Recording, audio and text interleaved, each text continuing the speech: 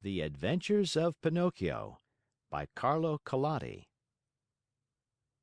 This recording is by Mark Smith of Simpsonville, South Carolina. The Adventures of Pinocchio by Carlo Collodi. Chapter 1. Centuries ago there lived a king, my little readers will say immediately. No, children, you are mistaken. Once upon a time there was a piece of wood. It was not an expensive piece of wood. Far from it. Just a common block of firewood, one of those thick solid logs that are put on the fire in winter to make cold rooms cozy and warm. I do not know how this really happened, yet the fact remains that one fine day, this piece of wood found itself in the shop of an old carpenter. His real name was Mastro Antonio, but everyone called him Mastro Cherry, for the tip of his nose was so round and red and shiny that it looked like a ripe cherry. As soon as he saw that piece of wood, Mastro Cherry was filled with joy. Rubbing his hands together happily, he mumbled half to himself, "This has come in the nick of time. I shall use it to make the leg of a table." He grasped the hatchet quickly to peel off the bark and shape the wood. But as he was about to give it the first blow, he stood still with arm uplifted, for he had heard a wee, little voice say in a beseeching tone, "Please be careful. Do not hit me so hard." What a look of surprise shone on Mastro Cherry's face! His funny face became still funnier. He turned frightened eyes about the room to find out where that wee little voice had come from, and he saw no one. He looked under the bench. No one. He peeped inside the closet. No one. He searched among the shavings. No one. He opened the door to look up and down the street, and still no one. "Oh, I see," he then said, laughing and scratching his wig. "It can easily be seen I only thought I heard the tiny voice say the words. Well, well, to work once more." He struck a most solemn blow upon the piece of wood. "Oh, oh, you hurt!" cried the same faraway little voice. Mastro Cherry grew dumb, his eyes popped out of his head, his mouth opened wide, and his tongue hung down on his chin. As soon as he regained the use of his senses, he said, trembling and stuttering from fright, "Where did that voice come from, when there is no one around? Might it be that this piece of wood has learned to weep and cry like a child? I can hardly believe it. Here it is, a piece of common firewood, good only to burn in the stove, the same as any other. Yet, might someone be hidden in it? If so, the worse for him. I'll fix him." With these words, he grabbed the log with both hands and started to knock it about unmercifully. He threw it to the floor, against the walls of the room, and even up to the ceiling. He listened for the tiny voice to moan and cry. He waited 2 minutes. Nothing. 5 minutes. Nothing. 10 minutes. Nothing. "Oh, I see," he said, trying bravely to laugh and ruffling up his wig with his hand. "It can easily be seen I only imagined I heard the tiny voice. Well, well, to work once more." The poor fellow was scared half to death, so he tried to sing a gay song in order to gain courage. He set aside the hatchet and picked up the plane to make the wood smooth and even, but as he drew it to and fro, he heard the same tiny voice. This time it giggled as it spoke. "Oh, stop it! Oh, stop it! You tickle my stomach!" This time poor Mastro Cherry fell as if shot. When he opened his eyes, he found himself sitting on the floor. His face had changed. Fright had turned even the tip of his nose from red to deepest purple. Chapter 2 of The Adventures of Pinocchio. In that very instant, a loud knock sounded on the door. "Come in," said the carpenter, not having an atom of strength left with which to stand up. At the words, the door opened, and a dapper little old man came in. His name was Gepetto, but to the boys of the neighborhood he was Polendina, on account of the wig he always wore, which was just the color of yellow corn. Gepetto had a very bad temper. Woe to the one who called him Polendina! He became as wild as a beast, and no one could soothe him. "Good day, Mastro Antonio," said Gepetto. "What are you doing on the floor?" "I am teaching the ants their ABCs." "Good luck to you." "What brought you here, friend Gepetto?" "My legs. And it may flatter you to know, Mastro Antonio, that I have come to you to beg for a favor." "Here I am, at your service," answered the carpenter, raising himself on to his knees. "This morning a fine idea came to me." "Let's hear it." "I thought of making myself a beautiful wooden marionette. It must be wonderful, one that will be able to dance, fence, and turn somersaults. With it, I intend to go around the world, to earn my crust of bread and cup of wine. What do you think of it?" "Bravo, Polendina!" cried the same tiny voice which came from no one knew where. On hearing himself called Polendina, Mastro Gepetto turned the color of a red pepper and, facing the carpenter, said to him angrily, "Why do you insult me?" "Who is insulting you?" "You called me Polendina." "I did not." "I suppose you think I did. Yet I know it was you." "No." "Yes." "No." "Yes." And growing angrier each moment, they went from words to blows, and finally began to scratch and bite and slap each other.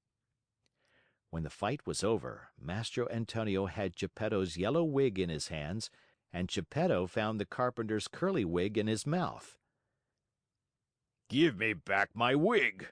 shouted Mastro Antonio in a surly voice. "You return mine and we'll be friends." The two little old men, each with his own wig back on his own head, shook hands and swore to be good friends for the rest of their lives. "Well, then, Mastro Gepetto," said the carpenter, to show he bore him no ill will, "what is it you want?" "I want a piece of wood to make a Marionette. Will you give it to me?" Mastro Antonio, very glad indeed, went immediately to his bench to get the piece of wood which had frightened him so much. But as he was about to give it to his friend, with a violent jerk it slipped out of his hands and hit against poor Gepetto's thin legs. "Ah! Is this the gentle way, Mastro Antonio, in which you make your gifts? You have made me almost lame." "I swear to you I did not do it." "It was I, of course." "It's the fault of this piece of wood." "You're right, but remember you were the one to throw it at my legs." "I did not throw it." "Liar! Gepetto, do not insult me, or I shall call you Polendina." "Idiot! Polendina! Donkey! Polendina! Ugly monkey! Polendina!" On hearing himself called Polendina for the third time, Gepetto lost his head with rage and threw himself upon the carpenter. Then and there they gave each other a sound thrashing. Whew! After this fight, Mastro Antonio had 2 more scratches on his nose, and Gepetto had 2 buttons missing from his coat. Thus having settled their accounts, they shook hands and swore to be good friends for the rest of their lives. Then Gepetto took the fine piece of wood, thanked Mastro Antonio, and limped away toward home. Chapter 3 of the Adventures of Pinocchio. Little as Gepetto's house was, it was neat and comfortable. It was a small room on the ground floor, with a tiny window under the stairway. The furniture could not have been much simpler: a very old chair, a rickety old bed, and a tumble-down table. A fireplace full of burning logs was painted on the wall opposite the door. Over the fire there was painted a pot full of something which kept boiling happily away and sending up clouds of what looked like real steam. As soon as he reached home, Geppetto took his tools and began to cut and shape the wood into a marionette. "What shall I call him?" he said to himself. "I think I'll call him Pinocchio. This name will make his fortune. I knew a whole family of Pinocchi once, Pinocchio the father, Pinocchia the mother, and Pinocchi the children, and they were all lucky. The richest of them begged for his living." After choosing the name for his Marionette, Geppetto set seriously to work to make the hair, the forehead, the eyes. Fancy his surprise when he noticed that these eyes moved and then stared fixedly at him. Geppetto, seeing this, felt insulted, and said in a grieved tone, "Ugly wooden eyes, why do you stare so?" There was no answer. After the eyes, Geppetto made the nose, which began to stretch as soon as finished. It stretched and stretched and stretched, till it became so long it seemed endless. Poor Geppetto kept cutting it, but the more he cut, the longer grew that impertinent nose. In despair, he let it alone. Next, he made the mouth. No sooner was it finished than it began to laugh and poke fun at him. "Stop laughing!" said Geppetto angrily, but he might as well have spoken to the wall. "Stop laughing, I say!" he roared in a voice of thunder. The mouth stopped laughing, but it stuck out a long tongue. Not wishing to start an argument, Geppetto made believe he saw nothing and went on with his work. After the mouth, he made the chin, then the neck, the shoulders, the stomach, the arms, and the hands. As he was about to put the last touches on the finger tips, Geppetto felt his wig being pulled off. He glanced up and what did he see? His yellow wig was in the Marionette's hand. "Pinocchio, give me my wig." But instead of giving it back, Pinocchio put it on his own head, which was half swallowed up in it. At that unexpected trick, Gepetto became very sad and downcast, more so than he had ever been before. "Pinocchio, you wicked boy!" he cried out. "You are not yet finished and you start out by being impudent to your poor old father. Very bad, my son, very bad." And he wiped away a tear. The legs and feet still had to be made. As soon as they were done, Gepetto felt a sharp kick on the tip of his nose. "I deserve it," he said to himself. "I should have thought of this before I made him. Now it's too late." He took hold of the Marionette under the arms and put him on the floor to teach him to walk. Pinocchio's legs were so stiff that he could not move them, and Gepetto held his hand and showed him how to put out one foot after the other. When his legs were limbered up, Pinocchio started walking by himself and ran all around the room. He came to the open door, and with one leap he was out into the street. Away he flew.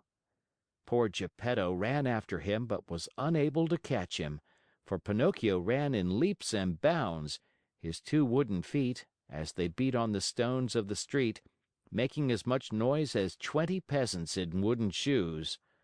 "Catch him! Catch him!" Gepetto kept shouting. But the people in the street, seeing a wooden Marionette running like the wind, stood still to stare and to laugh until they cried. At last, by sheer luck, a carabineer happened along, who, hearing all that noise, thought that it might be a runaway colt, and stood bravely in the middle of the street, with legs wide apart, firmly resolved to stop it and prevent any trouble. Pinocchio saw the carabineer from afar and tried his best to escape between the legs of the big fellow, but without success. The carabineer grabbed him by the nose. It was an extremely long one and seemed made on purpose for that very thing, and returned him to Mastro Gepetto. The little old man wanted to pull Pinocchio's ears. Think how he felt when, upon searching for them, he discovered that he had forgotten to make them. All he could do was to seize Pinocchio by the back of the neck and take him home. As he was doing so, he shook him 2 or 3 times and said to him angrily, "We're going home now. When we get home, then we'll settle this matter." Pinocchio, on hearing this, threw himself on the ground and refused to take another step. One person after another gathered around the two. Some said one thing, some another. "Poor Marionette!" called out a man. "I am not surprised he doesn't want to go home. Gepetto, no doubt, will beat him unmercifully, he is so mean and cruel." "Gepetto looks like a good man," added another, "but with boys he's a real tyrant. If we leave that poor Marionette in his hands, he may tear him to pieces." They said so much that, finally, the Carabineer ended matters by setting Pinocchio at liberty and dragging Gepetto to prison. The poor old fellow did not know how to defend himself, but wept and wailed like a child and said between his sobs: "Ungrateful boy! To think I tried so hard to make you a well-behaved Marionette! I deserve it, however. I should have given the matter more thought." What happened after this is an almost unbelievable story, but you may hear it, dear children, in the chapters that follow. Chapter 4 of The Adventures of Pinocchio. Very little time did it take to get poor old Gepetto to prison. In the meantime, that rascal, Pinocchio, free now from the clutches of the Carabineer, was running wildly across fields and meadows, taking one short cut after another toward home. In his wild flight, he leaped over brambles and bushes and across brooks and ponds, as if he were a goat or a hare chased by hounds. On reaching home, he found the house door half open. He slipped into the room, locked the door, and threw himself on the floor, happy at his escape. But his happiness lasted only a short time, for just then he heard someone saying, "Crick, crick, crick." "Who is calling me?"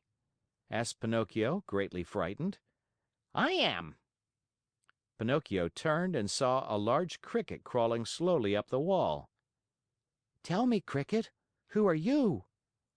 I am the Talking Cricket, and I have been living in this room for more than 100 years.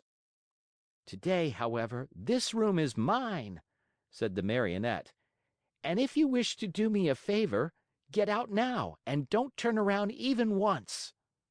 I refuse to leave this spot, answered the Cricket, until I have told you a great truth. "Tell it then and hurry." Woe to boys who refuse to obey their parents and run away from home. They will never be happy in this world, and when they are older, they will be very sorry for it. "Sing on, Cricket mine, as you please. What I know is that tomorrow, at dawn, I leave this place forever.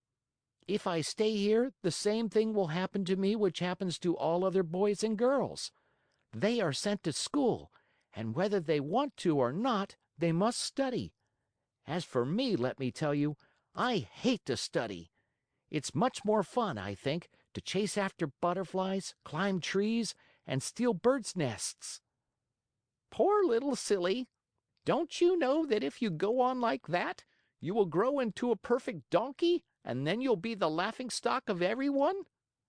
"Keep still, you ugly Cricket!" cried Pinocchio. But the Cricket, who was a wise old philosopher, instead of being offended at Pinocchio's impudence, continued in the same tone: If you do not like going to school, why don't you at least learn a trade, so that you can earn an honest living?" "Shall I tell you something?" asked Pinocchio, who was beginning to lose patience. "Of all the trades in the world, there is only one that really suits me." "And what can that be?" "That of eating, drinking, sleeping, playing, and wandering around from morning till night." "Let me tell you for your own good, Pinocchio," said the Talking Cricket in his calm voice, "that those who follow that trade always end up in the hospital or in prison." "Careful, ugly Cricket! If you make me angry, you'll be sorry." "Poor Pinocchio, I am sorry for you." "Why?" "Because you are a Marionette, and what is much worse, you have a wooden head." At these last words, Pinocchio jumped up in a fury, took a hammer from the bench, and threw it with all his strength at the Talking Cricket. Perhaps he did not think he would strike it. But sad to relate, my dear children, he did hit the Cricket straight on its head. With a last weak "crick, crick, crick," the poor Cricket fell from the wall, dead. Chapter 5 of the Adventures of Pinocchio. If the Cricket's death scared Pinocchio at all, it was only for a very few moments. For, as night came on, a queer, empty feeling at the pit of his stomach reminded the Marionette that he had eaten nothing as yet. A boy's appetite grows very fast, and in a few moments the queer, empty feeling had become hunger, and the hunger grew bigger and bigger, until soon he was as ravenous as a bear. Poor Pinocchio ran to the fireplace where the pot was boiling and stretched out his hand to take the cover off, but to his amazement the pot was only painted. Think how he felt! His long nose became at least 2 inches longer. He ran about the room, dug in all the boxes and drawers, and even looked under the bed in search of a piece of bread, hard though it might be, or a cookie, or perhaps a bit of fish. A bone left by a dog would have tasted good to him, but he found nothing. And meanwhile, his hunger grew and grew. The only relief poor Pinocchio had was to yawn, and he certainly did yawn, such a big yawn that his mouth stretched out to the tips of his ears. Soon he became dizzy and faint. He wept and wailed to himself, "The Talking Cricket was right. It was wrong of me to disobey Father and to run away from home. If he were here now, I wouldn't be so hungry. Oh, how horrible it is to be hungry!" Suddenly he saw, among the sweepings in a corner, something round and white that looked very much like a hen's egg. In a jiffy he pounced upon it. It was an egg. The Marionette's joy knew no bounds. It is impossible to describe it, you must picture it to yourself. Certainly he was dreaming. He turned the egg over and over in his hands, fondled it, kissed it, and talked to it. "And now, how shall I cook you? Shall I make an omelet? No, it is better to fry you in a pan. Or shall I drink you? No, the best way is to fry you in the pan. You will taste better." No sooner said than done. He placed a little pan over a foot warmer full of hot coals. In the pan, instead of oil or butter, he poured a little water.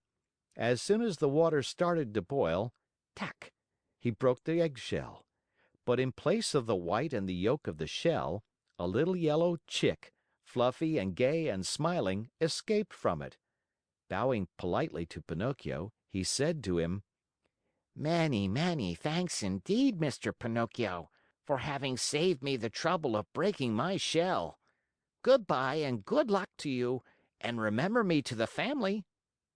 With these words he spread out his wings and, darting to the open window, he flew away into space till he was out of sight. The poor Marionette stood as if turned to stone, with wide eyes, open mouth, and the empty halves of the eggshell in his hands. When he came to himself, he began to cry and shriek at the top of his lungs, stamping his feet on the ground and wailing all the while: "The Talking Cricket was right! If I had not run away from home, and if Father were here now, I should not be dying of hunger. Oh, how horrible it is to be hungry!" And as his stomach kept grumbling more than ever, and he had nothing to quiet it with, he thought of going out for a walk to the nearby village in the hope of finding some charitable person who might give him a bit of bread. Chapter 6 of the Adventures of Pinocchio. Pinocchio hated the dark street, but he was so hungry that, in spite of it, he ran out of the house. The night was pitch black. It thundered, and bright flashes of lightning now and again shot across the sky, turning it into a sea of fire. An angry wind blew cold and raised dense clouds of dust, while the trees shook and moaned in a weird way. Pinocchio was greatly afraid of thunder and lightning, but the hunger he felt was far greater than his fear. In a dozen leaps and bounds, he came to the village, tired out, puffing like a whale, and with tongue hanging. The whole village was dark and deserted. The stores were closed, the doors, the windows.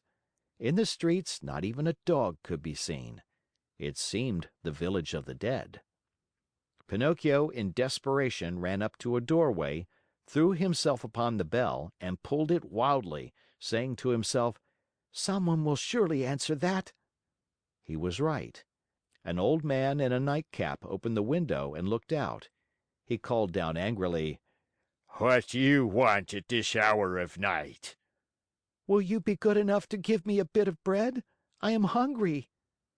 "Wait a minute and I'll come right back," answered the old fellow, thinking he had to deal with one of those boys who love to roam around at night, ringing people's bells while they are peacefully asleep. After a minute or two, the same voice cried, "Get under the window and hold out your hat."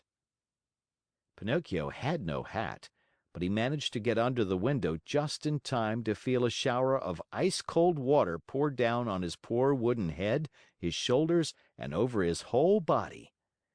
He returned home as wet as a rag, and tired out from weariness and hunger. As he no longer had any strength left with which to stand, he sat down on a little stool and put his 2 feet on the stove to dry them. There he fell asleep, and while he slept, his wooden feet began to burn. Slowly, very slowly, they blackened and turned to ashes. Pinocchio snored away happily as if his feet were not his own. At dawn he opened his eyes just as a loud knocking sounded at the door. "Who is it?" he called, yawning and rubbing his eyes. "It is I," answered a voice. It was the voice of Gepetto. Chapter 7 of the Adventures of Pinocchio. The poor Marionette, who was still half asleep, had not yet found out that his 2 feet were burned and gone. As soon as he heard his father's voice, he jumped up from his seat to open the door, but, as he did so, he staggered and fell headlong to the floor. In falling, he made as much noise as a sack of wood falling from the 5th story of a house. "Open the door for me," Gepetto shouted from the street. "Father, dear Father, I can't!" answered the Marionette in despair, crying and rolling on the floor. "Why can't you?" "Because someone has eaten my feet." "And who has eaten them?" "The cat," answered Pinocchio, seeing that little animal busily playing with some shavings in the corner of the room. "Open, I say," repeated Gepetto, "or I'll give you a sound whipping when I get in." "Father, believe me, I can't stand up. Oh dear! Oh dear! I shall have to walk on my knees all my life." Gepetto, thinking that all these tears and cries were only other pranks of the Marionette, climbed up the side of the house and went in through the window. At first he was very angry, but on seeing Pinocchio stretched out on the floor and really without feet, he felt very sad and sorrowful. Picking him up from the floor, he fondled and caressed him, talking to him while the tears ran down his cheeks. "My little Pinocchio, my dear little Pinocchio, how did you burn your feet?" "I don't know, Father, but believe me, the night has been a terrible one, and I shall remember it as long as I live. The thunder was so noisy and the lightning so bright, and I was hungry. And then the talking cricket said to me, 'You deserve it, you were bad.' And I said to him, 'Careful, Cricket.' And he said to me, 'You are a Marionette, and you have a wooden head. And I threw the hammer at him and killed him. It was his own fault, for I didn't want to kill him. And I put the pan on the coals, but the chick flew away and said, 'I'll see you again. Remember me to the family.' And my hunger grew, and I went out, and the old man with a nightcap looked out of the window and threw water on me, and I came home and put my feet on the stove to dry them because I was still hungry, and I fell asleep, and now my feet are gone, but my hunger isn't. Oh, oh, oh!" And poor Pinocchio began to scream and cry so loudly that he could be heard for miles around. Geppetto, who had understood nothing of all that jumbled talk, except that the Marionette was hungry, felt sorry for him, and pulling 3 pears out of his pocket, offered them to him, saying, These 3 pears were for my breakfast, but I'll give them to you gladly. Eat them and stop weeping. "If you want me to eat them, please peel them for me." Peel them? Asked Geppetto, very much surprised. I should never have thought, dear boy of mine, that you were so dainty and fussy about your food. Bad, very bad. In this world, even as children, we must accustom ourselves to eat of everything, for we never know what life may hold in store for us. "You may be right," answered Pinocchio, "but I will not eat the pears if they are not peeled. I don't like them." And good old Geppetto took out a knife, peeled the 3 pears, and put the skins in a row on the table. Pinocchio ate 1 pear in a twinkling and started to throw the core away, but Geppetto held his arm. Oh no, don't throw it away. Everything in this world may be of some use. "But the core I will not eat," cried Pinocchio in an angry tone. Who knows? Repeated Geppetto calmly. And later the 3 cores were placed on the table next to the skins. Pinocchio had eaten the 3 pears, or rather devoured them. Then he yawned deeply and wailed, "I'm still hungry." But I have no more to give you. "Really? Nothing? Nothing?" I have only these 3 cores and these skins. "Very well, then," said Pinocchio. "If there is nothing else, I'll eat them." At first he made a wry face, but one after another the skins and the cores disappeared. "Ah, now I feel fine," he said after eating the last one. You see, observed Gepetto, that I was right when I told you that one must not be too fussy and too dainty about food. My dear, we never know what life may have in store for us. Chapter 8 of The Adventures of Pinocchio. The Marionette, as soon as his hunger was appeased, started to grumble and cry that he wanted a new pair of feet. But Master Gepetto, in order to punish him for his mischief, let him alone the whole morning. After dinner he said to him, Why should I make your feet over again? To see you run away from home once more? "I promise you," answered the Marionette, sobbing, "that from now on I'll be good."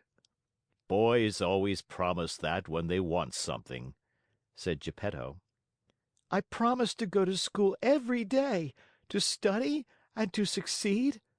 Boys always sing that song when they want their own will. "But I am not like other boys. I am better than all of them, and I always tell the truth. I promise you, Father, that I'll learn a trade, and I'll be the comfort and staff of your old age." Gepetto, though trying to look very stern, felt his eyes fill with tears and his heart soften when he saw Pinocchio so unhappy. He said no more, but taking his tools and 2 pieces of wood, he set to work diligently. In less than an hour the feet were finished, 2 slender, nimble little feet, strong and quick, modeled as if by an artist's hands. Close your eyes and sleep, Gepetto then said to the Marionette. Pinocchio closed his eyes and pretended to be asleep while Gepetto stuck on the 2 feet with a bit of glue melted in an eggshell, doing his work so well that the joint could hardly be seen. As soon as the Marionette felt his new feet, he gave one leap from the table and started to skip and jump around, as if he had lost his head from very joy. "To show you how grateful I am to you, Father, I'll go to school now. But to go to school, I need a suit of clothes." Geppetto did not have a penny in his pocket, so he made his son a little suit of flowered paper, a pair of shoes from the bark of a tree, and a tiny cap from a bit of dough. Pinocchio ran to look at himself in a bowl of water, and he felt so happy that he said proudly, "Now I look like a gentleman." Truly, answered Geppetto. But remember that fine clothes do not make the man unless they be neat and clean. "Very true," answered Pinocchio. "But in order to go to school, I still need something very important." What is it? "An ABC book." To be sure. But how shall we get it? "That's easy. We'll go to a bookstore and buy it." And the money? "I have none." Neither have I," said the old man sadly. Pinocchio, though a happy boy always, became sad and downcast at these words. When poverty shows itself, even mischievous boys understand what it means. What does it matter after all? Cried Gepetto all at once, as he jumped up from his chair. Putting on his old coat, full of darns and patches, he ran out of the house without another word. After a while he returned. In his hands he had the ABC book for his son, but the old coat was gone. The poor fellow was in his shirt sleeves and the day was cold. "Where's your coat, Father?" I have sold it. "Why did you sell your coat?" It was too warm. Pinocchio understood the answer in a twinkling, and, unable to restrain his tears, he jumped on his father's neck and kissed him over and over. Chapter 9 of the Adventures of Pinocchio. See Pinocchio hurrying off to school with his new ABC book under his arm. As he walked along, his brain was busy planning hundreds of wonderful things, building hundreds of castles in the air. Talking to himself, he said, "In school today, I'll learn to read, tomorrow to write, and the day after tomorrow I'll do arithmetic. Then, clever as I am, I can earn a lot of money. With the very first pennies I make, I'll buy Father a new cloth coat. Cloth, did I say? No, it shall be of gold and silver with diamond buttons. That poor man certainly deserves it, for, after all, isn't he in his shirt sleeves because he was good enough to buy a book for me? On this cold day, too. Fathers are indeed good to their children." As he talked to himself, he thought he heard sounds of pipes and drums coming from a distance. Peep, peep, peep, peep, peep, peep. Zoom, zoom, zoom, zoom. He stopped to listen. Those sounds came from a little street that led to a small village along the shore. What can that noise be? What a nuisance that I have to go to school. Otherwise... There he stopped, very much puzzled. He felt he had to make up his mind for either one thing or another. Should he go to school, or should he follow the pipes? "Today I'll follow the pipes, and tomorrow I'll go to school. There's always plenty of time to go to school," decided the little rascal at last, shrugging his shoulders. No sooner said than done. He started down the street, going like the wind. On he ran, and louder grew the sounds of pipe and drums. Peep, peep, peep, peep, peep, peep, peep, peep, peep. Zoom, zoom, zoom, zoom. Suddenly he found himself in a large square, full of people standing in front of a little wooden building painted in brilliant colors. "What is that house?" Pinocchio asked a little boy near him. "Read the sign and you'll know." "I'd like to read, but somehow I can't today." "Oh, really?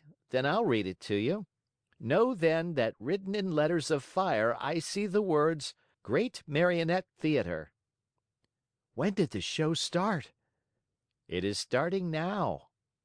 And how much does one pay to get in? 4 pennies.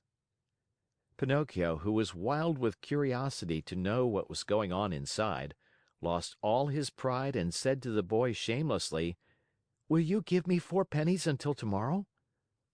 I'd give them to you gladly, answered the other, poking fun at him, but just now I can't give them to you. For the price of 4 pennies, I'll sell you my coat. If it rains, what shall I do with a coat of flowered paper? I could not take it off again. Do you want to buy my shoes? They are only good enough to light a fire with. What about my hat? Fine bargain indeed, a cap of dough. The mice might come and eat it from my head. Pinocchio was almost in tears. He was just about to make one last offer, but he lacked the courage to do so. He hesitated, he wondered, he could not make up his mind.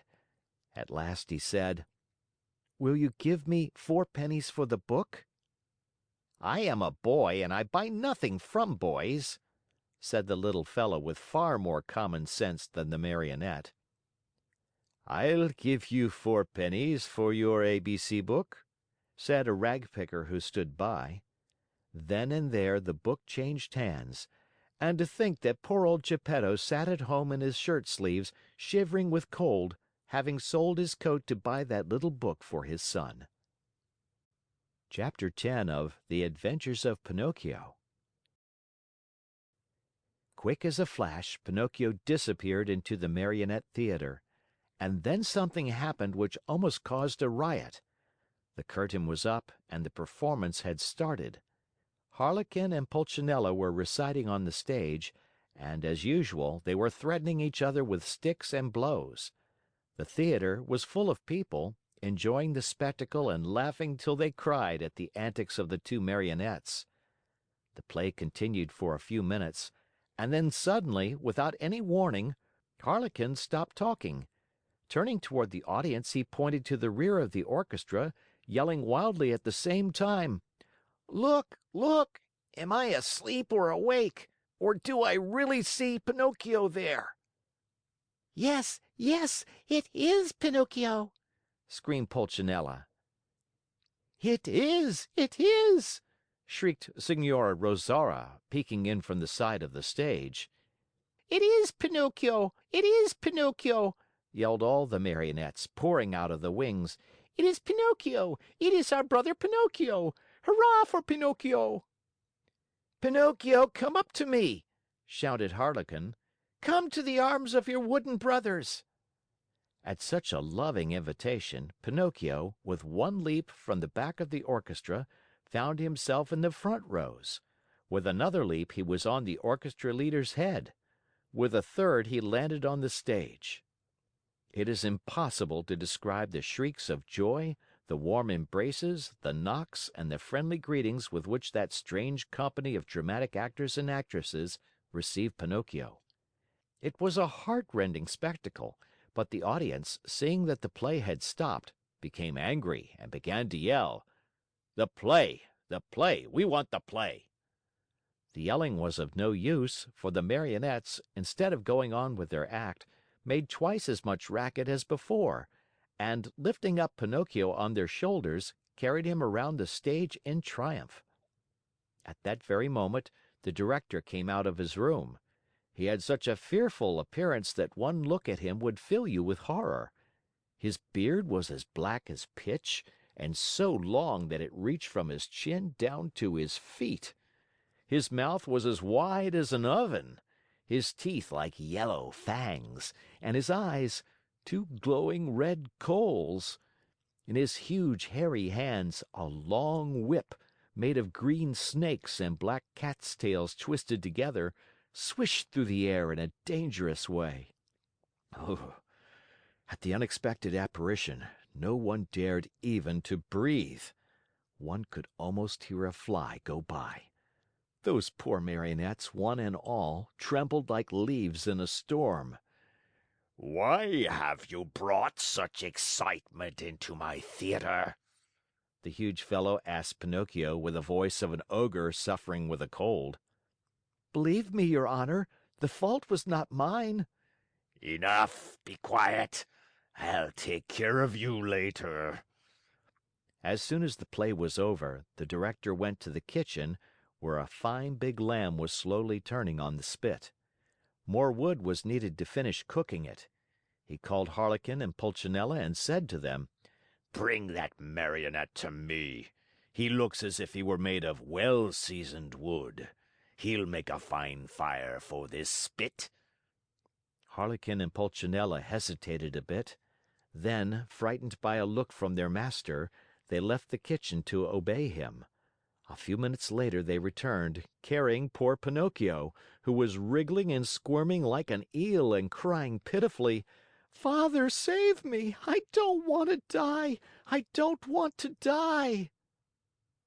Chapter 11 of The Adventures of Pinocchio. In the theater, great excitement reigned. Fire Eater, this was really his name, was very ugly, but he was far from being as bad as he looked. Proof of this is that, when he saw the poor Marionette being brought in to him, struggling with fear and crying, "I don't want to die! I don't want to die!" he felt sorry for him and began first to waver and then to weaken. Finally, he could control himself no longer and gave a loud sneeze. At that sneeze, Harlequin, who until then had been as sad as a weeping willow, smiled happily and leaning toward the Marionette, whispered to him, "Good news, brother mine! Fire Eater has sneezed and this is a sign that he feels sorry for you. You are saved." For be it known that, while other people, when sad and sorrowful, weep and wipe their eyes, Fire Eater, on the other hand, had the strange habit of sneezing each time he felt unhappy. The way was just as good as any other to show the kindness of his heart. After sneezing, Fire Eater, ugly as ever, cried to Pinocchio, Stop crying! Your wails give me a funny feeling down here in my stomach and...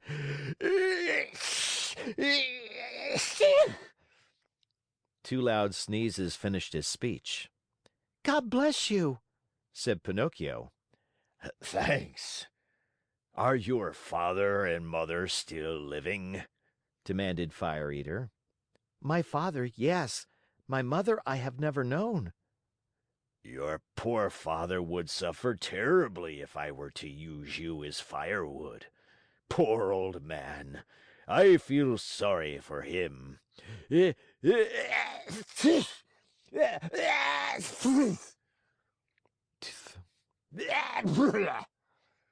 Three more sneezes sounded louder than ever. God bless you, said Pinocchio. Thanks. However, I ought to be sorry for myself, too, just now. My good dinner is spoiled. I have no more wood for the fire, and the lamb is only half cooked. Never mind. In your place, I'll burn some other marionette. Hey there, officers! At the call, two wooden officers appeared, long and thin as a yard of rope, with queer hats on their heads and swords in their hands. Fire Eater yelled at them in a hoarse voice, Take Harlequin, tie him, and throw him on the fire. I want my lamb well done. Think how poor Harlequin felt. He was so scared that his legs doubled up under him and he fell to the floor. Pinocchio, at that heartbreaking sight, threw himself at the feet of Fire Eater and, weeping bitterly, asked in a pitiful voice which could scarcely be heard, "Have pity, I beg of you, signore." There are no signori here. Have pity, kind sir. There are no sirs here. Have pity, your excellency. On hearing himself addressed as Your Excellency, the director of the Marionette Theater sat up very straight in his chair, stroked his long beard, and becoming suddenly kind and compassionate, smiled proudly as he said to Pinocchio, Well, what do you want from me now, Marionette? I beg for mercy for my poor friend Harlequin, who has never done the least harm in his life." There is no mercy here, Pinocchio. I have spared you. Harlequin must burn in your place. I am hungry, and my dinner must be cooked. "In that case," said Pinocchio proudly as he stood up and flung away his cap of dough, "in that case, my duty is clear. Come, officers, tie me up and throw me on those flames. No, it is not fair for poor Harlequin, the best friend that I have in the world, to die in my place." These brave words, said in a piercing voice, made all the other Marionettes cry. Even the officers, who were made of wood also, cried like two babies. Fire Eater at first remained hard and cold as a piece of ice. But then, little by little, he softened and began to sneeze. And after 4 or 5 sneezes, he opened wide his arms and said to Pinocchio, You are a brave boy. Come to my arms and kiss me. Pinocchio ran to him, and scurrying like a squirrel up the long black beard, he gave Fire Eater a loving kiss on the tip of his nose. "Has pardon been granted to me?" asked poor Harlequin with a voice that was hardly a breath. Pardon is yours, answered Fire Eater, and sighing and wagging his head, he added, Well, tonight I shall have to eat my lamb only half cooked. But beware the next time, Marionettes. At the news that pardon had been given, the Marionettes ran to the stage, and, turning on all the lights, they danced and sang till dawn. Chapter 12 of The Adventures of Pinocchio. The next day Fire Eater called Pinocchio aside and asked him, What is your father's name? "Gepetto." And what is his trade? "He's a wood carver." Does he earn much? "He earns so much that he never has a penny in his pockets. Just think that, in order to buy me an ABC book for school, he had to sell the only coat he owned, a coat so full of darns and patches that it was a pity." Poor fellow. I feel sorry for him. Here, take these 5 gold pieces. Go, give them to him with my kindest regards. Pinocchio, as may easily be imagined, thanked him 1,000 times. He kissed each Marionette in turn, even the officers, and beside himself with joy, set out on his homeward journey. He had gone barely half a mile when he met a lame Fox and a blind Cat walking together like two good friends. The lame Fox leaned on the Cat, and the blind Cat let the Fox lead him along. "Good morning, Pinocchio," said the Fox, greeting him courteously. "How do you know my name?" asked the Marionette. "I know your father well." "Where have you seen him?" "I saw him yesterday standing at the door of his house." "And what was he doing?" "He was in his shirt sleeves, trembling with cold." "Poor father! But after today, God willing, he will suffer no longer." "Why?" "Because I have become a rich man." "You, a rich man?" said the Fox, and he began to laugh out loud. The Cat was laughing also, but tried to hide it by stroking his long whiskers. "There is nothing to laugh at!" cried Pinocchio angrily. "I'm very sorry to make your mouth water, but these, as you know, are 5 new gold pieces." And he pulled out the gold pieces which Fire Eater had given him. At the cheerful tinkle of the gold, the Fox unconsciously held out his paw that was supposed to be lame, and the Cat opened wide his 2 eyes till they looked like live coals, but he closed them again so quickly that Pinocchio did not notice. "And may I ask," inquired the Fox, "what are you going to do with all that money?" First of all," answered the Marionette, "I want to buy a fine new coat for my father, a coat of gold and silver with diamond buttons. After that, I'll buy an ABC book for myself." For yourself? "For myself. I want to go to school and study hard." Look at me," said the Fox. "For the silly reason of wanting to study, I have lost a paw." "Look at me," said the Cat. "For the same foolish reason I have lost the sight of both eyes." At that moment, a blackbird, perched on the fence along the road, called out sharp and clear: "Pinocchio, do not listen to bad advice. If you do, you'll be sorry." Poor little blackbird! If he had only kept his words to himself! In the twinkling of an eyelid, the Cat leaped on him and ate him, feathers and all. After eating the bird, he cleaned his whiskers, closed his eyes, and became blind once more. "Poor blackbird," said Pinocchio to the Cat. "Why did you kill him?" "I killed him to teach him a lesson. He talks too much. Next time he will keep his words to himself." By this time, the three companions had walked a long distance. Suddenly, the Fox stopped in his tracks and, turning to the Marionette, said to him: Do you want to double your gold pieces? "What do you mean?" Do you want 100, 1,000, 2,000 gold pieces for your miserable 5? "Yes, but how?" The way is very easy. Instead of returning home, come with us." "And where will you take me?" To the city of Simple Simons."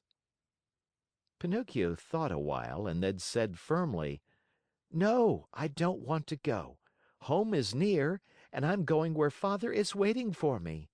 How unhappy he must be that I have not yet returned! I have been a bad son, and the Talking Cricket was right when he said that a disobedient boy cannot be happy in this world. I have learned this at my own expense. Even last night in the theater, when Fire Eater, brrr, the shivers run up and down my back at the mere thought of it." "Well, then," said the Fox, "if you really want to go home, go ahead, but you'll be sorry." "You'll be sorry?" repeated the Cat. Think well, Pinocchio. You are turning your back on Dame Fortune." "On Dame Fortune," repeated the Cat. Tomorrow your 5 gold pieces will be 2,000. 2,000," repeated the Cat. "But how can they possibly become so many?" asked Pinocchio wonderingly. "I'll explain," said the Fox. "You must know that, just outside the city of Simple Simons, there is a blessed field called the Field of Wonders. In this field, you dig a hole, and in the hole, you bury a gold piece.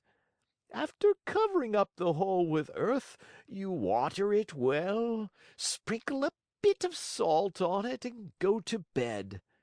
During the night, the gold piece sprouts, grows, blossoms, and next morning you find a beautiful tree that is loaded with gold pieces." "So that if I were to bury my 5 gold pieces," said Pinocchio with growing wonder, "next morning I should find how many?" "It is very simple to figure out," answered the Fox. "Why, you can figure it on your fingers. Granted that each piece gives you 500, multiply 500 by 5. Next morning you will find 2,500 new sparkling gold pieces." "Fine, fine!" cried Pinocchio, dancing about with joy. "And as soon as I have them, I shall keep 2,000 for myself, and the other 500 I'll give to you two." "A gift for us?" cried the Fox, pretending to be insulted. "Why, of course not." "Of course not," repeated the Cat. "We do not work for gain," answered the Fox.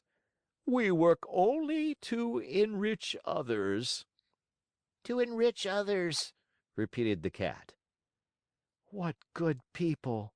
thought Pinocchio to himself, and forgetting his father, the new coat, the ABC book, and all his good resolutions, he said to the Fox and to the Cat, "Let us go. I am with you." Chapter 13 of The Adventures of Pinocchio. Cat and Fox and Marionette walked and walked and walked. At last, toward evening, dead tired, they came to the Inn of the Red Lobster. "Let us stop here a while," said the Fox, "to eat a bite and rest for a few hours. At midnight we'll start out again, for at dawn tomorrow we must be at the Field of Wonders." They went into the inn and all three sat down at the same table. However, not one of them was very hungry. The poor Cat felt very weak, and he was able to eat only 35 mullets with tomato sauce and 4 portions of tripe with cheese. Moreover, as he was so in need of strength, he had to have 4 more helpings of butter and cheese. The Fox, after a great deal of coaxing, tried his best to eat a little.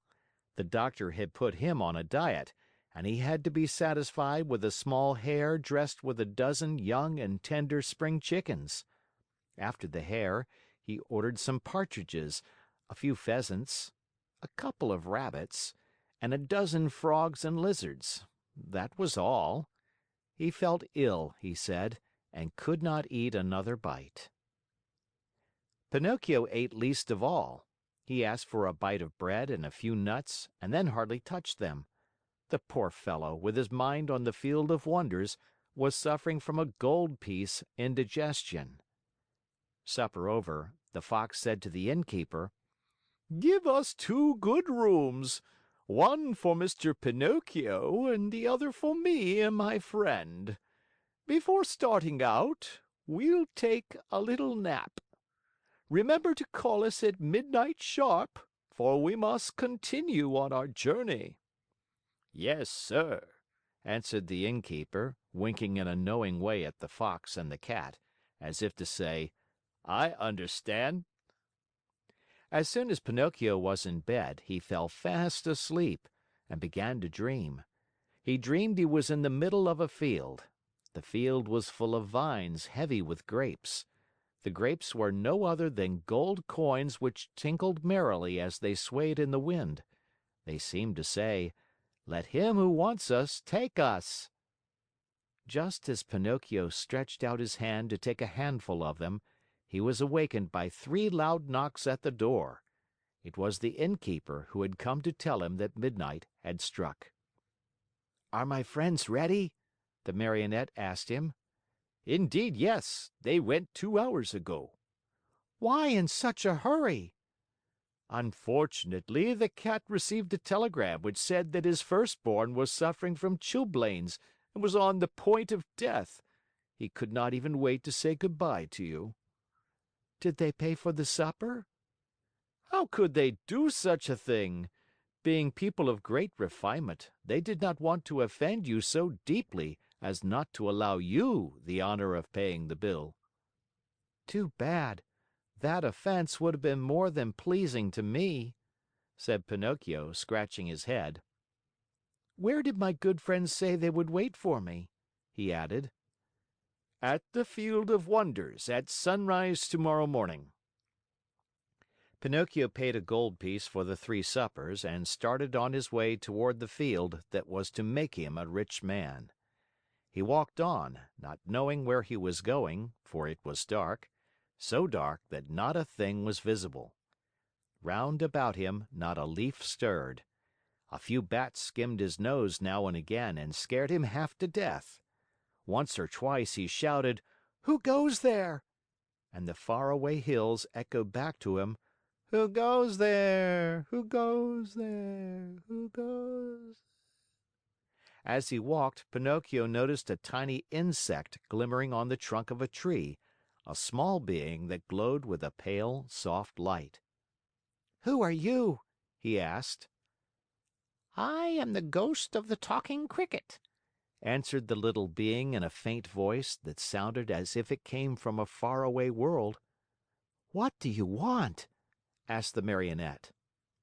"I want to give you a few words of good advice. Return home and give the 4 gold pieces you have left to your poor old father, who is weeping because he has not seen you for many a day." "Tomorrow my father will be a rich man, for these 4 gold pieces will become 2,000. Don't listen to those who promise you wealth overnight, my boy. As a rule, they are either fools or swindlers. Listen to me and go home." But I want to go on. "The hour is late." I want to go on. "The night is very dark." I want to go on. "The road is dangerous." I want to go on. Remember that boys who insist on having their own way sooner or later come to grief." The same nonsense. Goodbye, Cricket. Good night, Pinocchio, and may heaven preserve you from the assassins." There was silence for a minute, and the light of the talking cricket disappeared suddenly, just as if someone had snuffed it out. Once again, the road was plunged in darkness. Chapter 14 of The Adventures of Pinocchio. Dear, oh dear! When I come to think of it, said the Marionette to himself as he once more set out on his journey, we boys are really very unlucky. Everybody scolds us, everybody gives us advice, everybody warns us. If we were to allow it, everyone would try to be father and mother to us, everyone, even the talking cricket. Take me, for example. Just because I would not listen to that bothersome cricket, who knows how many misfortunes may be awaiting me? Assassins, indeed! At least I have never believed in them, nor ever will. To speak sensibly, I think assassins have been invented by fathers and mothers to frighten children who want to run away at night. And then, even if I were to meet them on the road, what matter? I'll just run up to them and say, "Well, signori, what do you want? Remember that you can't fool with me. Run along and mind your business." At such a speech, I can almost see those poor fellows running like the wind. But in case they don't run away, I can always run myself. Pinocchio was not given time to argue any longer, for he thought he heard a slight rustle among the leaves behind him. He turned to look, and behold!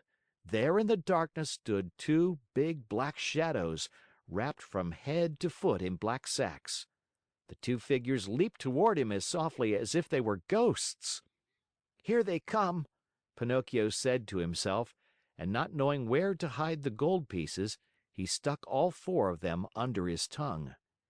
He tried to run away, but hardly had he taken a step when he felt his arms grasped and heard 2 horrible, deep voices say to him, "Your money or your life." On account of the gold pieces in his mouth, Pinocchio could not say a word, so he tried with head and hands and body to show, as best as he could, that he was only a poor Marionette without a penny in his pocket. "Come, come, less nonsense and out with your money!" cried the 2 thieves in threatening voices. Once more Pinocchio's head and hands said, "I haven't a penny." "Out with that money or you're a dead man!" said the taller of the 2 assassins. "Dead man," repeated the other.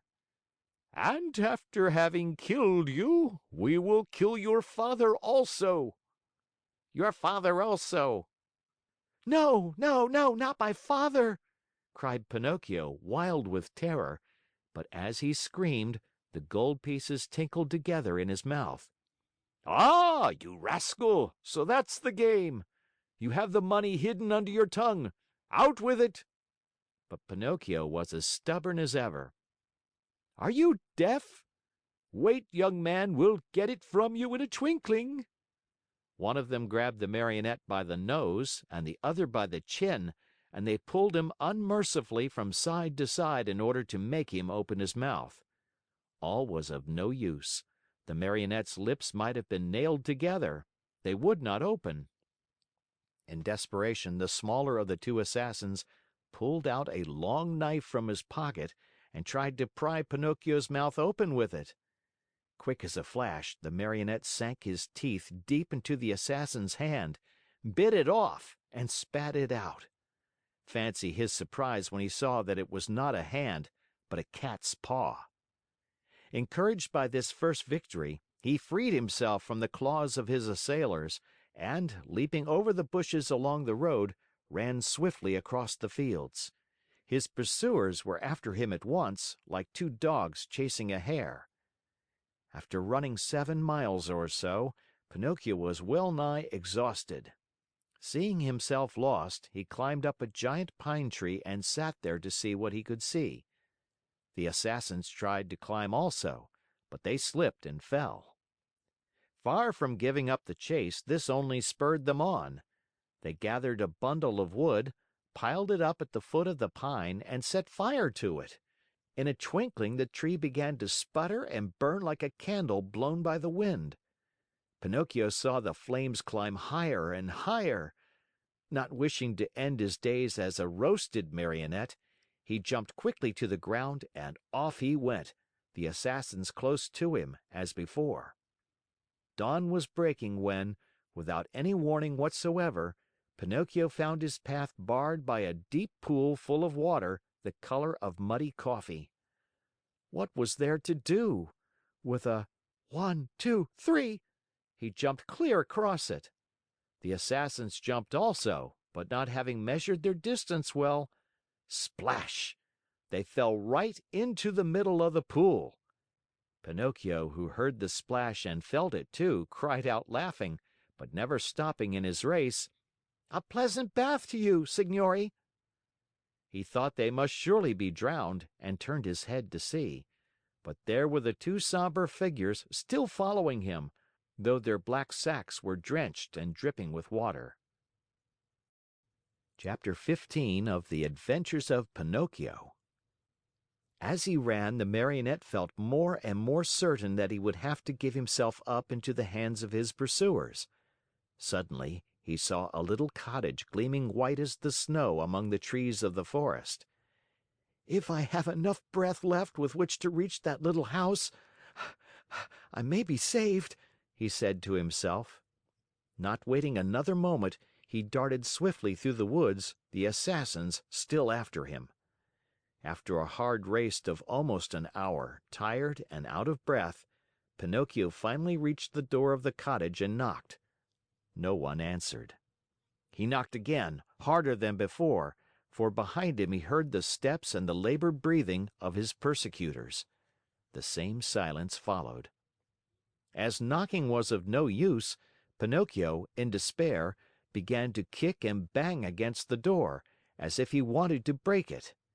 At the noise, a window opened and a lovely maiden looked out. She had azure hair and a face white as wax. Her eyes were closed and her hands crossed on her breast. With a voice so weak that it could hardly be heard, she whispered, "No one lives in this house. Everyone is dead." "Won't you at least open the door for me?" cried Pinocchio in a beseeching voice. "I also am dead." "Dead? What are you doing at the window, then?" "I am waiting for the coffin to take me away." After these words, the little girl disappeared, and the window closed without a sound. "Oh, lovely maiden with azure hair!" cried Pinocchio. "Open, I beg of you! Take pity on a poor boy who is being chased by two assass—" He did not finish, for two powerful hands grasped him by the neck and the same two horrible voices growled threateningly, "Now we have you!" The Marionette, seeing death dancing before him, trembled so hard that the joints of his legs rattled and the coins tinkled under his tongue. "Well," the Assassins asked, "will you open your mouth now or not? Ah, you do not answer. Very well, this time you shall open it." Taking out two long, sharp knives, they struck two heavy blows on the Marionette's back. Happily for him, Pinocchio was made of very hard wood, and the knives broke into 1,000 pieces. The Assassins looked at each other in dismay, holding the handles of the knives in their hands. "I understand," said one of them to the other. "There is nothing left to do now but to hang him." To hang him, repeated the other. They tied Pinocchio's hands behind his shoulders and slipped the noose around his neck. Throwing the rope over the high limb of a giant oak tree, they pulled till the poor Marionette hung far up in space. Satisfied with their work, they sat on the grass, waiting for Pinocchio to give his last gasp. But after 3 hours the Marionette's eyes were still open, his mouth still shut, and his legs kicked harder than ever. Tired of waiting, the Assassins called to him mockingly, "Goodbye till tomorrow. When we return in the morning, we hope you'll be polite enough to let us find you dead and gone, and with your mouth wide open." With these words, they went. A few minutes went by, and then a wild wind started to blow. As it shrieked and moaned, the poor little sufferer was blown to and fro like the hammer of a bell. The rocking made him seasick, and the noose, becoming tighter and tighter, choked him. Little by little, a film covered his eyes. Death was creeping nearer and nearer, and the Marionette still hoped for some good soul to come to his rescue, but no one appeared. As he was about to die, he thought of his poor old father, and hardly conscious of what he was saying, murmured to himself, "Oh, Father, dear Father, if you were only here!" These were his last words. He closed his eyes, opened his mouth, stretched out his legs, and hung there as if he were dead. Chapter 16 of The Adventures of Pinocchio. If the poor Marionette had dangled there much longer, all hope would have been lost. Luckily for him, the lovely maiden with azure hair once again looked out of her window. Filled with pity at the sight of the poor little fellow being knocked helplessly about by the wind, she clapped her hands sharply together 3 times. At the signal, a loud whir of wings in quick flight was heard, and a large falcon came and settled itself on the window ledge. "What do you command, my charming Fairy?" asked the Falcon, bending his beak in deep reverence. For it must be known that, after all, the lovely maiden with azure hair was none other than a very kind fairy who had lived for more than 1,000 years in the vicinity of the forest.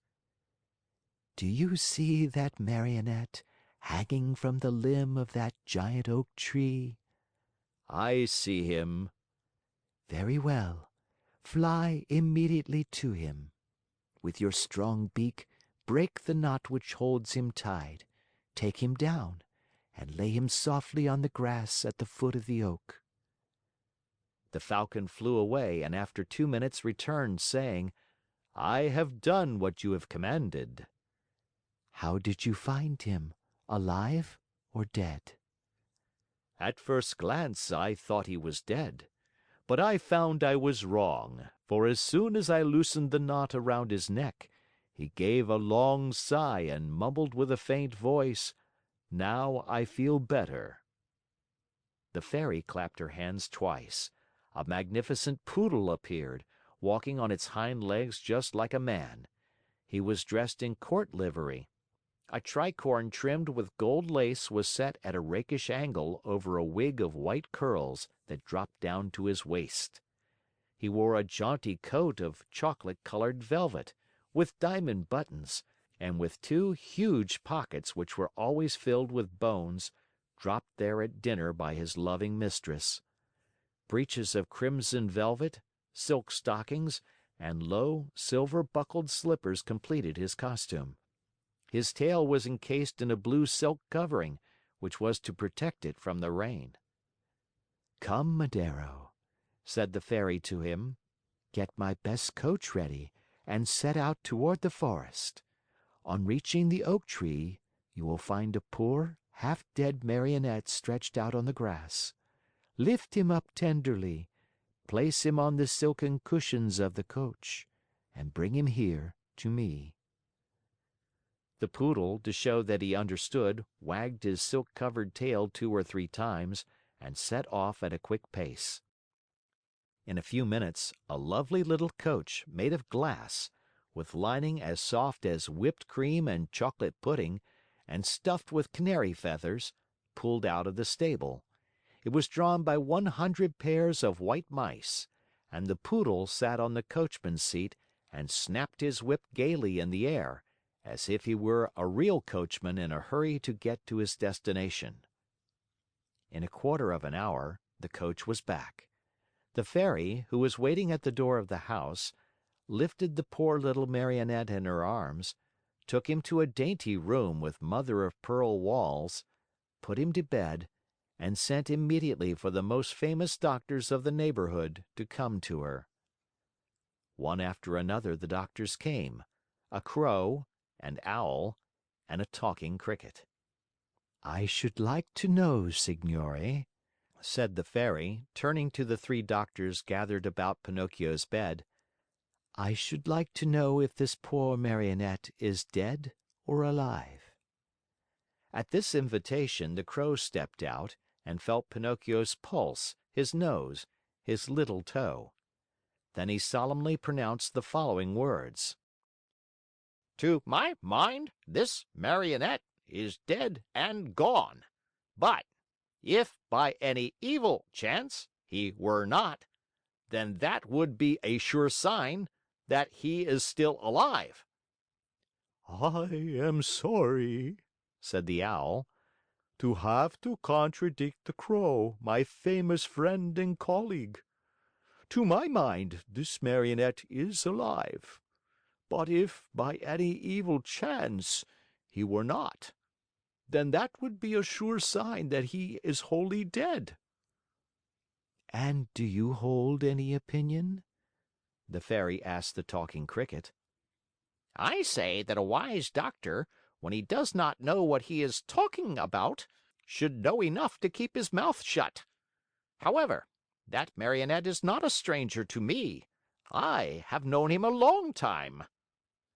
Pinocchio, who until then had been very quiet, shuddered so hard that the bed shook. "That Marionette," continued the Talking Cricket, "is a rascal of the worst kind." Pinocchio opened his eyes and closed them again. "He is rude, lazy, a runaway." Pinocchio hid his face under the sheets. "That Marionette is a disobedient son who is breaking his father's heart." Long shuddering sobs were heard, cries, and deep sighs. Think how surprised everyone was when, on raising the sheets, they discovered Pinocchio half melted in tears.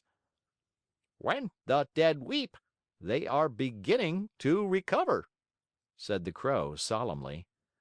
"I am sorry to contradict my famous friend and colleague," said the Owl, "but as far as I'm concerned, I think that when the dead weep, it means they do not want to die." Chapter 17 of The Adventures of Pinocchio. As soon as the 3 doctors had left the room, the Fairy went to Pinocchio's bed and, touching him on the forehead, noticed that he was burning with fever.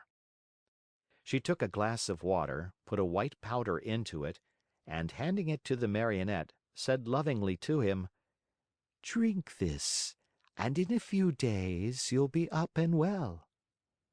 Pinocchio looked at the glass, made a wry face, and asked in a whining voice, "Is it sweet or bitter?" "It is bitter, but it is good for you." If it is bitter, I don't want it. "Drink it." I don't like anything bitter. "Drink it, and I'll give you a lump of sugar to take the bitter taste from your mouth."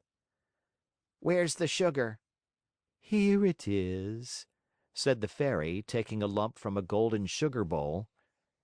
I want the sugar first, then I'll drink the bitter water. "Do you promise?" Yes. The Fairy gave him the sugar, and Pinocchio, after chewing and swallowing it in a twinkling, said, smacking his lips, If only sugar were medicine, I should take it every day. "Now keep your promise and drink these few drops of water. They'll be good for you." Pinocchio took the glass in both hands and stuck his nose into it. He lifted it to his mouth and once more stuck his nose into it. It is too bitter, much too bitter. I can't drink it. "How do you know when you haven't even tasted it?" I can imagine it. I smell it. I want another lump of sugar, then I'll drink it. The Fairy, with the patience of a good mother, gave him more sugar and again handed him the glass. I can't drink it like that, The Marionette said, making more wry faces. Why? Because that feather pillow on my feet bothers me. The Fairy took away the pillow.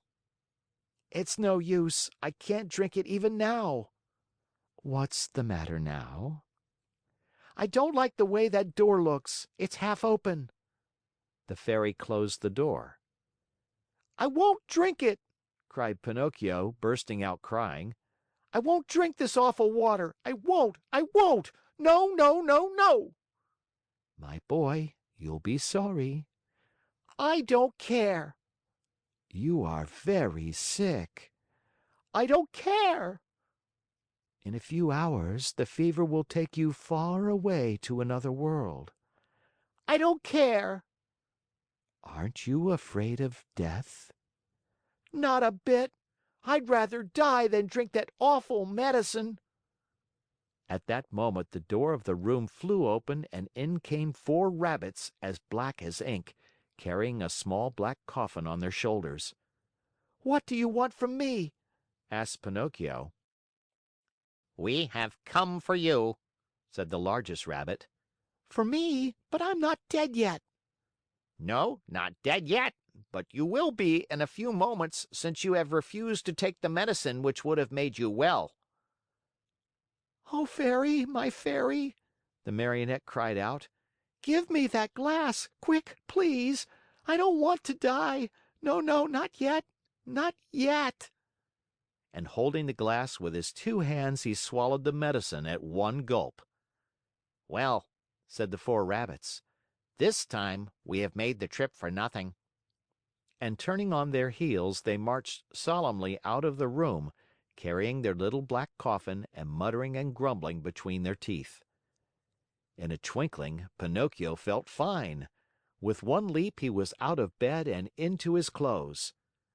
The Fairy, seeing him run and jump around the room, gay as a bird on wings, said to him, "My medicine was good for you after all, wasn't it?" Good indeed! It has given me new life. Why, then, did I have to beg you so hard to make you drink it? I'm a boy, you see, and all boys hate medicine more than they do sickness. What a shame! Boys ought to know, after all, that medicine, taken in time, can save them from much pain and even from death. Next time I won't have to be begged so hard. I'll remember those black rabbits with the black coffin on their shoulders, and I'll take the glass and poof! Down it will go. Come here now, and tell me how it came about that you found yourselves in the hands of the assassins." It happened that Fire Eater gave me 5 gold pieces to give to my father, but on the way, I met a fox and a cat, who asked me, "Do you want the 5 pieces to become 2,000?" And I said, "Yes." And they said, "Come with us to the Field of Wonders." And I said, "Let's go." Then they said, "Let us stop at the Inn of the Red Lobster for dinner, and after midnight we'll set out again." We ate and went to sleep. When I awoke, they were gone, and I started out in the darkness all alone. On the road I met 2 assassins dressed in black coal sacks, who said to me, "Your money or your life." And I said, "I haven't any money," for, you see, I had put the money under my tongue. One of them tried to put his hand in my mouth, and I bit it off and spat it out, but it wasn't a hand, it was a cat's paw. And they ran after me and I ran and ran, till at last they caught me and tied my neck with a rope and hanged me to a tree, saying, "Tomorrow we'll come back for you, and you'll be dead, and your mouth will be open, and then we'll take the gold pieces that you have hidden under your tongue." "Where are the gold pieces now?" the Fairy asked. "I lost them," answered Pinocchio, but he told a lie, for he had them in his pocket. As he spoke, his nose, long though it was, became at least 2 inches longer. "And where did you lose them?" "In the wood nearby." At this second lie, his nose grew a few more inches. "If you lost them in the nearby wood," said the Fairy, "we'll look for them and find them, for everything that is lost there is always found." "Ah, now I remember," replied the Marionette, becoming more and more confused. "I did not lose the gold pieces, but I swallowed them when I drank the medicine." At this third lie, his nose became longer than ever, so long that he could not even turn around. If he turned to the right, he knocked it against the bed or into the window panes.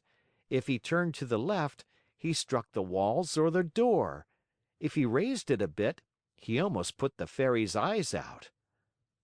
The Fairy sat looking at him and laughing. "Why do you laugh?" the Marionette asked her, worried now at the sight of his growing nose. "I am laughing at your lies." "How do you know I'm lying?" "Lies, my boy, are known in a moment. There are 2 kinds of lies, lies with short legs and lies with long noses. Yours, just now, happen to have long noses." Pinocchio, not knowing where to hide his shame, tried to escape from the room, but his nose had become so long that he could not get it out of the door. Chapter 18 of The Adventures of Pinocchio. Crying as if his heart would break, the Marionette mourned for hours over the length of his nose. No matter how he tried, it would not go through the door. The Fairy showed no pity toward him, as she was trying to teach him a good lesson, so that he would stop telling lies, the worst habit any boy may acquire. But when she saw him, pale with fright and his eyes half out of his head with terror, she began to feel sorry for him and clapped her hands together. 1,000 woodpeckers flew in through the window and settled themselves on Pinocchio's nose. They pecked and pecked so hard at that enormous nose that in a few moments it was the same size as before. "How good you are, my Fairy," said Pinocchio, drying his eyes, "and how much I love you." "I love you too," answered the Fairy. "And if you wish to stay with me, you may be my little brother, and I'll be your good little sister." "I should like to stay, but what about my poor father?" "I have thought of everything. Your father has been sent for, and before night he will be here." "Really?" cried Pinocchio joyfully. "Then, my good Fairy, if you are willing, I should like to go to meet him. I cannot wait to kiss that dear old man who has suffered so much for my sake." "Surely, go ahead, but be careful not to lose your way. Take the wood path and you'll surely meet him." Pinocchio set out, and as soon as he found himself in the wood, he ran like a hare. When he reached the giant oak tree, he stopped, for he thought he heard a rustle in the brush. He was right. There stood the Fox and the Cat, the two traveling companions with whom he had eaten at the Inn of the Red Lobster. "Here comes our dear Pinocchio!" cried the Fox, hugging and kissing him. "How did you happen here?" How did you happen here?" repeated the Cat. "It is a long story," said the Marionette. "Let me tell it to you. The other night, when you left me alone at the inn, I met the Assassins on the road." "The Assassins! Oh, my poor friend! And what did they want?" "They wanted my gold pieces." "Rascals!" said the Fox. The worst sort of rascals," added the Cat. "But I began to run," continued the Marionette, "and they after me, until they overtook me and hanged me to the limb of that oak." Pinocchio pointed to the giant oak nearby. "Could anything be worse?" said the Fox. "What an awful world to live in! Where shall we find a safe place for gentlemen like ourselves?" As the Fox talked thus, Pinocchio noticed that the Cat carried his right paw in a sling. "What happened to your paw?" he asked. The Cat tried to answer, but he became so terribly twisted in his speech that the Fox had to help him out. "My friend is too modest to answer. I'll answer for him. About an hour ago, we met an old wolf on the road. He was half starved and begged for help. Having nothing to give him, what do you think my friend did out of the kindness of his heart? With his teeth, he bit off the paw of his front foot and threw it at that poor beast, so that he might have something to eat." As he spoke, the Fox wiped off a tear. Pinocchio, almost in tears himself, whispered in the Cat's ear, "If all the cats were like you, how lucky the mice would be!" "And what are you doing here?" the Fox asked the Marionette. "I am waiting for my father, who will be here at any moment now." "And your gold pieces?" "I still have them in my pocket, except one which I spent at the Inn of the Red Lobster." "To think that those 4 gold pieces might become 2,000 tomorrow! Why don't you listen to me? Why don't you sow them in the field of wonders?" "Today it is impossible. I'll go with you some other time." "Another day will be too late," said the Fox. "Why?"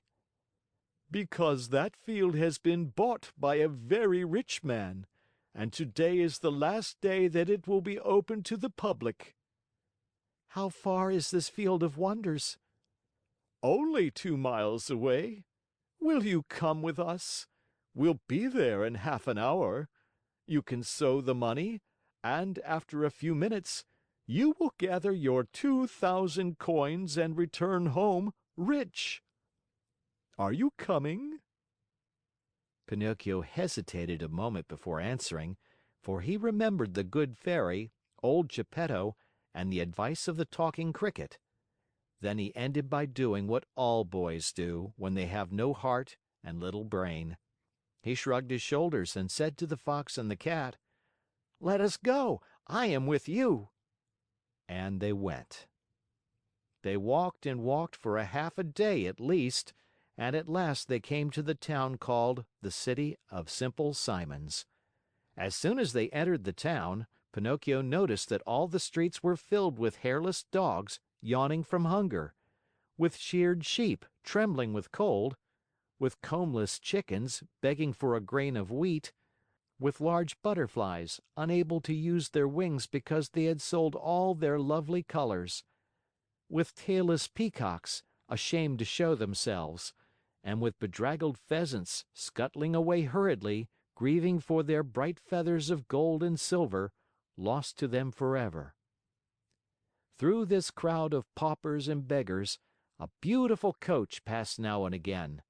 Within it sat either a fox, a hawk, or a vulture. "Where is the Field of Wonders?" asked Pinocchio, growing tired of waiting. "Be patient. It is only a few more steps away." They passed through the city and, just outside the walls, they stepped into a lonely field, which looked more or less like any other field. "Here we are," said the Fox to the Marionette. "Dig a hole here and put the gold pieces into it." The Marionette obeyed. He dug the hole, put the 4 gold pieces into it, and covered them up very carefully. "Now," said the Fox, "go to that nearby brook, bring back a pail full of water, and sprinkle it over the spot." Pinocchio followed the directions closely, but, as he had no pail, he pulled off his shoe, filled it with water, and sprinkled the earth which covered the gold. Then he asked, "Anything else?" "Nothing else," answered the Fox. "Now we can go. Return here within 20 minutes and you will find the vine grown and the branches filled with gold pieces." Pinocchio, beside himself with joy, thanked the Fox and the Cat many times and promised them each a beautiful gift. "We don't want any of your gifts," answered the 2 rogues. "It is enough for us that we have helped you to become rich with little or no trouble. For this, we are as happy as kings." They said goodbye to Pinocchio and, wishing him good luck, went on their way. Chapter 19 of The Adventures of Pinocchio. If the Marionette had been told to wait a day instead of 20 minutes, the time could not have seemed longer to him. He walked impatiently to and fro, and finally turned his nose toward the Field of Wonders. And as he walked with hurried steps, his heart beat with an excited tick tack, just as if it were a wall clock, and his busy brain kept thinking, "What if, instead of 1,000, I should find 2,000? Or if, instead of 2,000, I should find 5,000 or 100,000? I'll build myself a beautiful palace with 1,000 stables filled with 1,000 wooden horses to play with, a cellar overflowing with lemonade and ice cream soda, and a library of candies and fruits, cakes and cookies." Thus amusing himself with fancies, he came to the field. There he stopped to see if, by any chance, a vine filled with gold coins was in sight, but he saw nothing.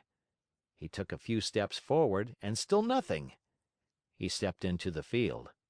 He went up to the place where he had dug the hole and buried the gold pieces. Again nothing. Pinocchio became very thoughtful, and forgetting his good manners altogether, he pulled a hand out of his pocket and gave his head a thorough scratching.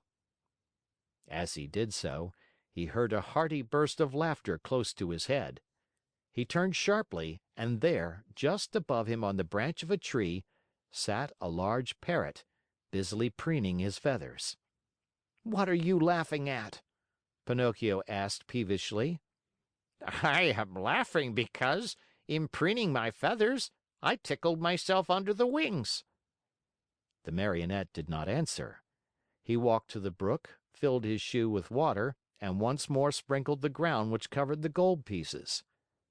Another burst of laughter, even more impertinent than the first, was heard in the quiet field.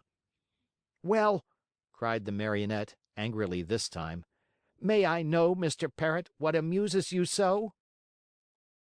"I am laughing at those simpletons who believe everything they hear, and who allow themselves to be caught so easily in the traps set for them." "Do you, perhaps, mean me?" "I certainly do mean you, poor Pinocchio. You who are such a little silly as to believe that gold can be sown in a field just like beans or squash. I too believed that once, and today I am very sorry for it. Today, but too late, I have reached the conclusion that, in order to come by money honestly, one must work and know how to earn it with hand or brain." "I don't know what you are talking about," said the Marionette, who was beginning to tremble with fear. "Too bad. I'll explain myself better," said the Parrot. "While you were away in the city, the Fox and the Cat returned here in a great hurry. They took the 4 gold pieces which you have buried and ran away as fast as the wind. If you can catch them, you're a brave one." Pinocchio's mouth opened wide. He would not believe the Parrot's words and began to dig away furiously at the earth. He dug and he dug till the hole was as big as himself, but no money was there. Every penny was gone. In desperation, he ran to the city and went straight to the courthouse to report the robbery to the magistrate. The judge was a monkey, a large gorilla, venerable with age. A flowing white beard covered his chest and he wore gold-rimmed spectacles from which the glasses had dropped out. The reason for wearing these, he said, was that his eyes had been weakened by the work of many years. Pinocchio, standing before him, told his pitiful tale word by word. He gave the names and the descriptions of the robbers and begged for justice. The judge listened to him with great patience. A kind look shone in his eyes. He became very much interested in the story. He felt moved. He almost wept. When the Marionette had no more to say, the judge put out his hand and rang a bell. At the sound, 2 large mastiffs appeared, dressed in carabineers' uniforms. Then the magistrate, pointing to Pinocchio, said in a very solemn voice: "This poor simpleton has been robbed of 4 gold pieces. Take him, therefore, and throw him into prison." The Marionette, on hearing this sentence passed upon him, was thoroughly stunned. He tried to protest, but the 2 officers clapped their paws on his mouth and hustled him away to jail. There he had to remain for 4 long, weary months. And if it had not been for a very lucky chance, he probably would have had to stay there longer. For, my dear children, you must know that it happened just then that the young emperor who ruled over the city of Simple Simons had gained a great victory over his enemy, and in celebration thereof, he had ordered illuminations, fireworks, shows of all kinds, and, best of all, the opening of all prison doors. "If the others go, I go too," said Pinocchio to the jailer. "Not you," answered the jailer. "You are one of those—" "I beg your pardon," interrupted Pinocchio. "I, too, am a thief." "In that case, you also are free," said the jailer. Taking off his cap, he bowed low and opened the door of the prison, and Pinocchio ran out and away, with never a look backward. Chapter 20 of The Adventures of Pinocchio. Fancy the happiness of Pinocchio on finding himself free! Without saying yes or no, he fled from the city and set out on the road that was to take him back to the house of the lovely Fairy. It had rained for many days, and the road was so muddy that, at times, Pinocchio sank down almost to his knees. But he kept on bravely. Tormented by the wish to see his father and his fairy sister with azure hair, he raced like a greyhound.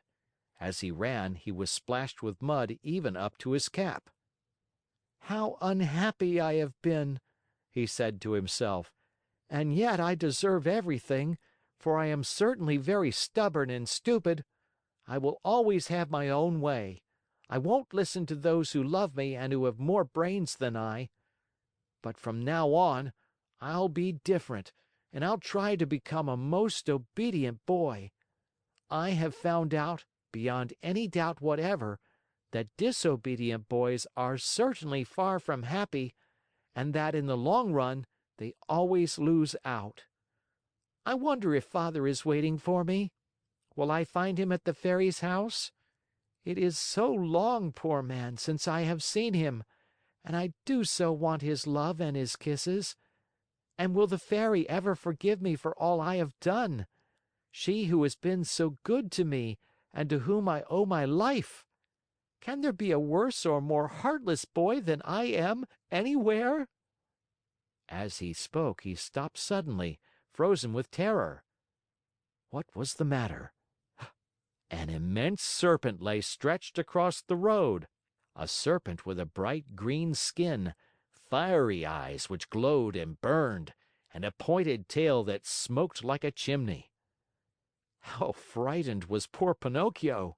He ran back wildly for half a mile, and at last settled himself atop a heap of stones to wait for the serpent to go on his way and leave the road clear for him. He waited an hour, 2 hours, 3 hours, but the serpent was always there, and even from afar one could see the flash of his red eyes and the column of smoke which rose from his long pointed tail. Pinocchio, trying to feel very brave, walked straight up to him and said in a sweet, soothing voice: "I beg your pardon, Mr. Serpent. Would you be so kind as to step aside to let me pass?" He might as well have talked to a wall. The serpent never moved. Once more, in the same sweet voice, he spoke: "You must know, Mr. Serpent, that I am going home where my father is waiting for me. It is so long since I have seen him. Would you mind very much if I passed?" He waited for some sign of an answer to his questions, but the answer did not come. On the contrary, the green serpent, who had seemed, until then, wide awake and full of life, became suddenly very quiet and still. His eyes closed, and his tail stopped smoking. "Is he dead, I wonder?" said Pinocchio, rubbing his hands together happily. Without a moment's hesitation, he started to step over him, but he had just raised one leg when the serpent shot up like a spring, and the Marionette fell head over heels backward. He fell so awkwardly that his head stuck in the mud, and there he stood with his legs straight up in the air. At the sight of the Marionette kicking and squirming like a young whirlwind, the serpent laughed so heartily and so long that at last he burst an artery and died on the spot. Pinocchio freed himself from his awkward position and once more began to run in order to reach the Fairy's house before dark. As he went, the pangs of hunger grew so strong that, unable to withstand them, he jumped into a field to pick a few grapes that tempted him. Woe to him! No sooner had he reached the grapevine than crack went his legs. The poor Marionette was caught in a trap set there by a farmer for some weasels, which came every night to steal his chickens. Chapter 21 of The Adventures of Pinocchio. Pinocchio, as you may well imagine, began to scream and weep and beg, but all was of no use, for no houses were to be seen, and not a soul passed by on the road. Night came on. A little because of the sharp pain in his legs, a little because of fright at finding himself alone in the darkness of the field, the Marionette was about to faint, when he saw a tiny glowworm flickering by. He called to her and said: "Dear little glowworm, will you set me free?" "Poor little fellow," replied the glowworm, stopping to look at him with pity. "How came you to be caught in this trap?" "I stepped into this lonely field to take a few grapes and—" "Are the grapes yours?" "No." "Who has taught you to take things that do not belong to you?" "I was hungry."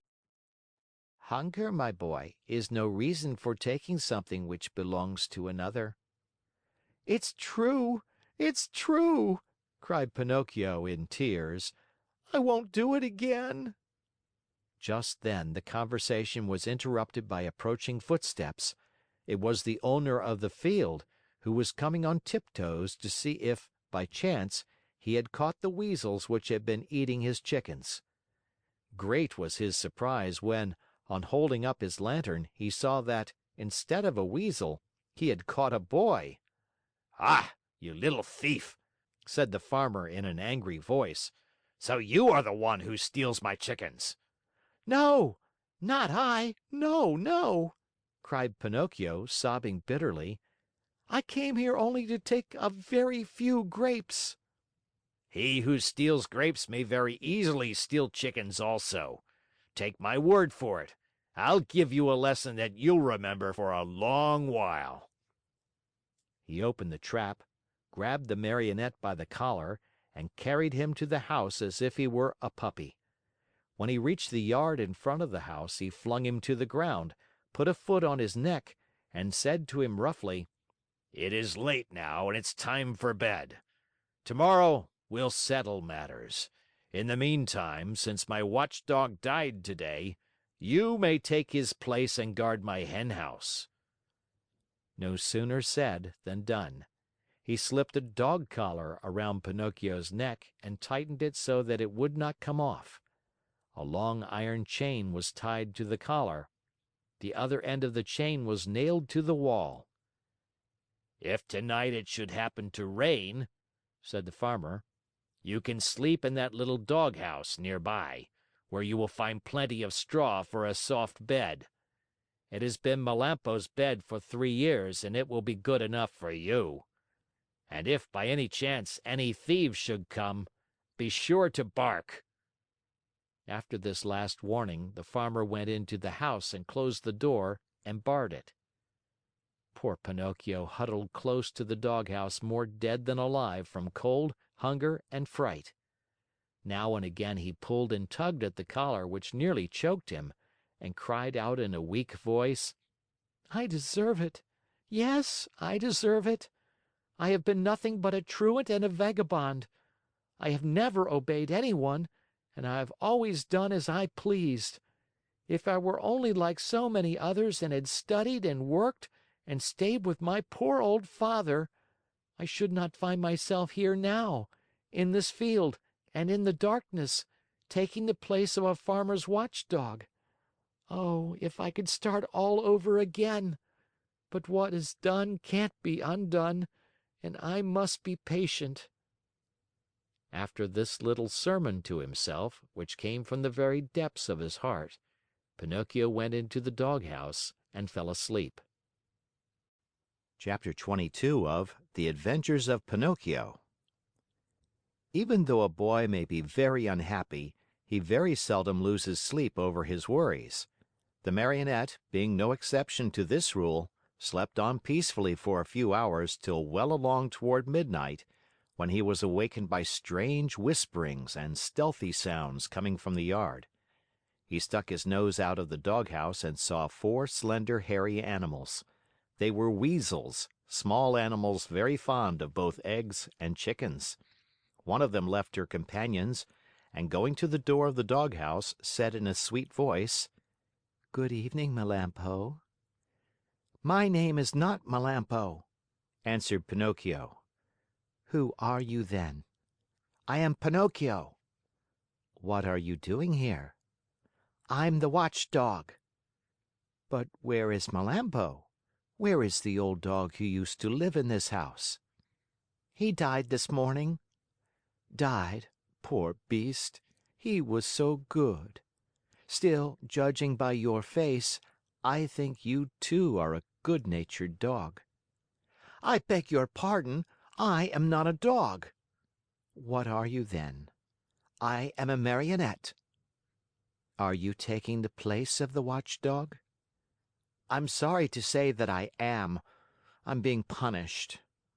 "Well, I shall make the same terms with you that we had with the dead Melampo. I am sure you will be glad to hear them." "And what are the terms?" "This is our plan.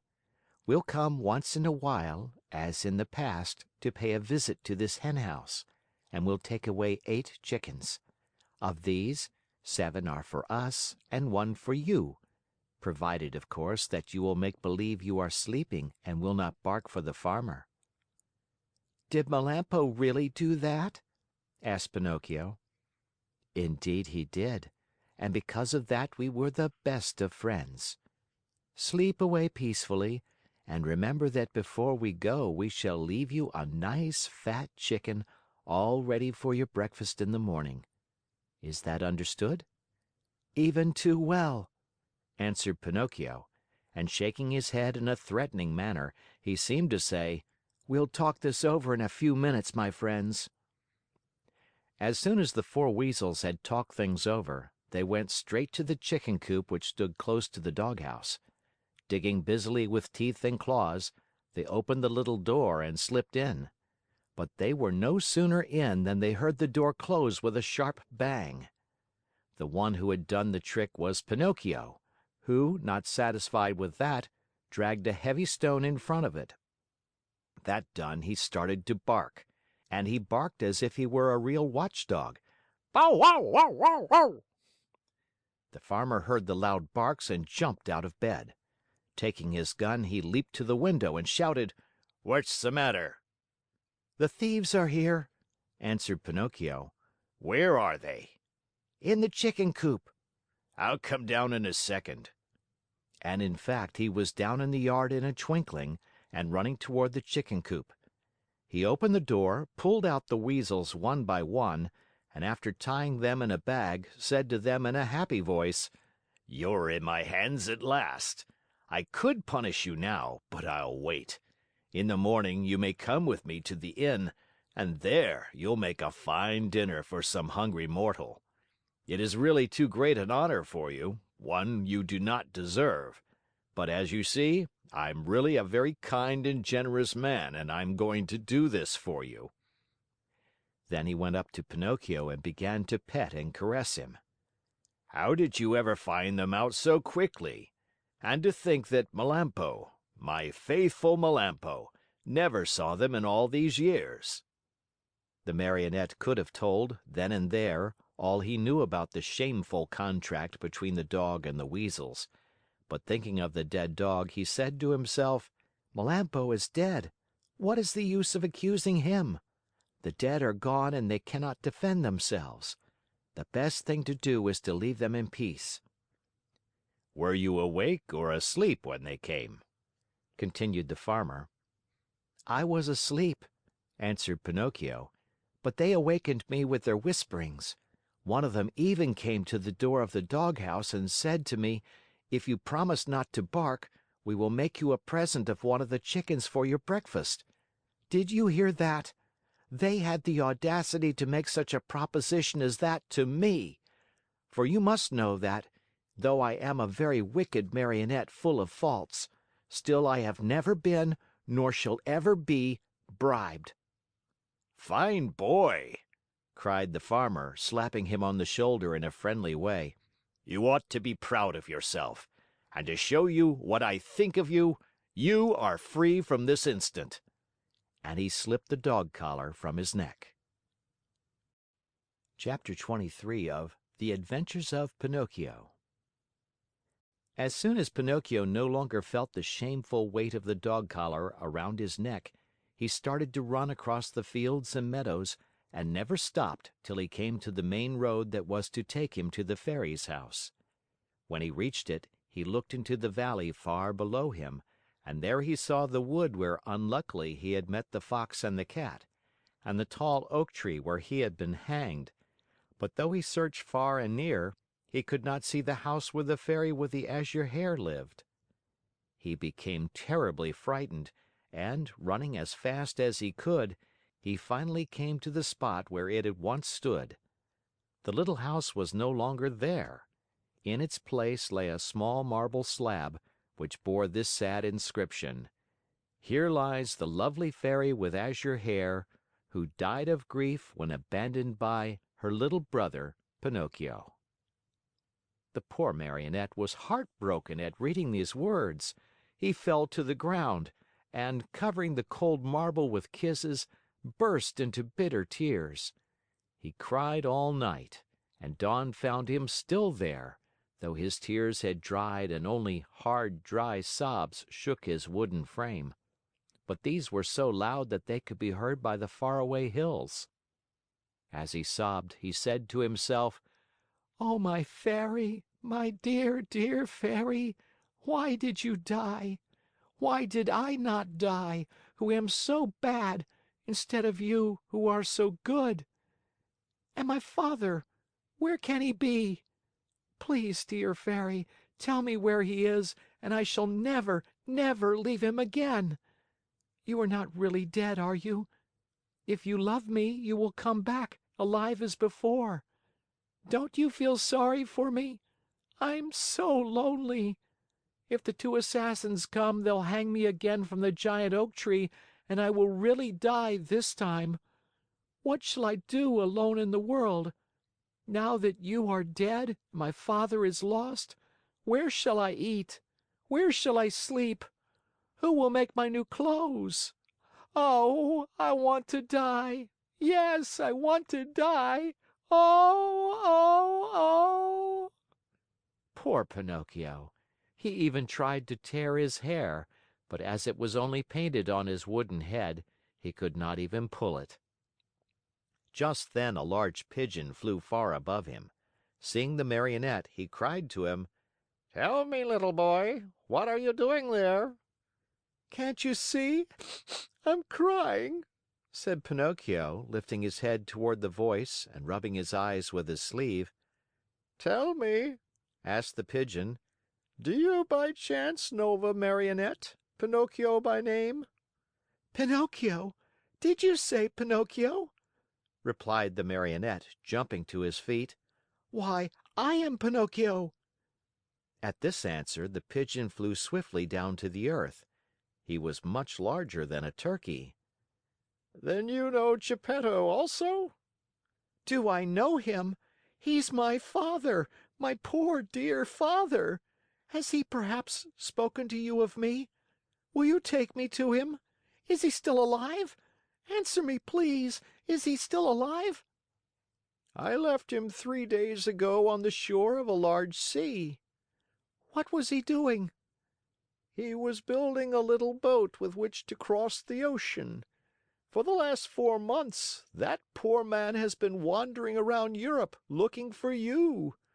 Not having found you yet, he has made up his mind to look for you in the New World, far across the ocean. How far is it from here to the shore? Asked Pinocchio anxiously. More than 50 miles. 50 miles! Oh, dear pigeon, how I wish I had your wings! If you want to come, I'll take you with me. How? Astride my back. Are you very heavy? Heavy? Not at all. I'm only a feather. Very well. Saying nothing more, Pinocchio jumped on the pigeon's back, and, as he settled himself, he cried out gaily, Gallop on, my pretty steed. I'm in a great hurry. The pigeon flew away, and in a few minutes he had reached the clouds. The Marionette looked to see what was below them. His head swam and he was so frightened that he clutched wildly at the pigeon's neck to keep himself from falling. They flew all day. Toward evening, the pigeon said, I'm very thirsty. And I'm very hungry, said Pinocchio. Let us stop a few minutes at that pigeon coop down there. Then we can go on and be at the seashore in the morning. They went into the empty coop, and there they found nothing but a bowl of water and a small basket filled with chickpeas. The Marionette had always hated chickpeas. According to him, they had always made him sick, but that night he ate them with a relish. As he finished them, he turned to the pigeon and said, I never should have thought that chickpeas could be so good. You must remember, my boy, answered the pigeon, that hunger is the best sauce. After resting a few minutes longer, they set out again. The next morning, they were at the seashore. Pinocchio jumped off the pigeon's back, and the pigeon, not wanting any thanks for a kind deed, flew away swiftly and disappeared. The shore was full of people, shrieking and tearing their hair as they looked toward the sea. What has happened? Asked Pinocchio of a little old woman. A poor old father lost his only son some time ago, and today he built a tiny boat for himself in order to go in search of him across the ocean. The water is very rough, and we're afraid he will be drowned." "Where is the little boat?" "There, straight down there," answered the little old woman, pointing to a tiny shadow, no bigger than a nutshell, floating on the sea. Pinocchio looked closely for a few minutes and then gave a sharp cry. "It's my father! It's my father!" Meanwhile, the little boat, tossed about by the angry waters, appeared and disappeared in the waves. And Pinocchio, standing on a high rock, tired out with searching, waved to him with hand and cap and even with his nose. It looked as if Gepetto, though far away from the shore, recognized his son, for he took off his cap and waved also. He seemed to be trying to make everyone understand that he would come back if he were able, but the sea was so heavy that he could do nothing with his oars. Suddenly a huge wave came, and the boat disappeared. They waited and waited for it, but it was gone. "Poor man," said the fisher folk on the shore, whispering a prayer as they turned to go home. Just then a desperate cry was heard. Turning around, the fisher folk saw Pinocchio dive into the sea and heard him cry out, "I'll save him! I'll save my father!" The Marionette, being made of wood, floated easily along and swam like a fish in the rough water. Now and again he disappeared only to reappear once more. In a twinkling he was far away from land. At last he was completely lost to view. "Poor boy!" cried the fisher folk on the shore, and again they mumbled a few prayers as they returned home. Chapter 24 of The Adventures of Pinocchio. Pinocchio, spurred on by the hope of finding his father and of being in time to save him, swam all night long. And what a horrible night it was! It poured rain, it hailed, it thundered, and the lightning was so bright that it turned the night into day. At dawn, he saw, not far away from him, a long stretch of sand. It was an island in the middle of the sea. Pinocchio tried his best to get there, but he couldn't. The waves played with him and tossed him about as if he were a twig or a bit of straw. At last, and luckily for him, a tremendous wave tossed him to the very spot where he wanted to be. The blow from the wave was so strong that, as he fell to the ground, his joints cracked and almost broke. But, nothing daunted, he jumped to his feet and cried, "Once more I have escaped with my life!" Little by little the sky cleared. The sun came out in full splendor, and the sea became as calm as a lake. Then the Marionette took off his clothes and laid them on the sand to dry. He looked over the waters to see whether he might catch sight of a boat with a little man in it. He searched and he searched, but he saw nothing except sea and sky, and far away a few sails, so small that they might have been birds. "If only I knew the name of this island," he said to himself. "If I even knew what kind of people I would find here. But whom shall I ask? There is no one here." The idea of finding himself in so lonesome a spot made him so sad that he was about to cry, but just then he saw a big fish swimming nearby, with his head far out of the water. Not knowing what to call him, the Marionette said to him, "Hey there, Mr. Fish! May I have a word with you?" "Even two, if you want," answered the fish, who happened to be a very polite dolphin. "Will you please tell me if, on this island, there are places where one may eat without necessarily being eaten?" "Surely there are," answered the Dolphin. "In fact, you'll find one not far from this spot." "And how shall I get there?" "Take that path on your left and follow your nose. You can't go wrong." "Tell me another thing. You who travel day and night through the sea, did you not perhaps meet a little boat with my father in it?" "And who is your father?" "He is the best father in the world. even as I am the worst son that can be found." "In the storm of last night," answered the Dolphin, "the little boat must have been swamped. "And my father?" By this time he must have been swallowed by the terrible shark, which for the last few days has been bringing terror to these waters." "Is this shark very big?" asked Pinocchio, who was beginning to tremble with fright. "Is he big?" replied the Dolphin. "Just to give you an idea of his size, let me tell you that he is larger than a 5-story building and that he has a mouth so big and so deep that a whole train and engine could easily get into it." "Mother mine!"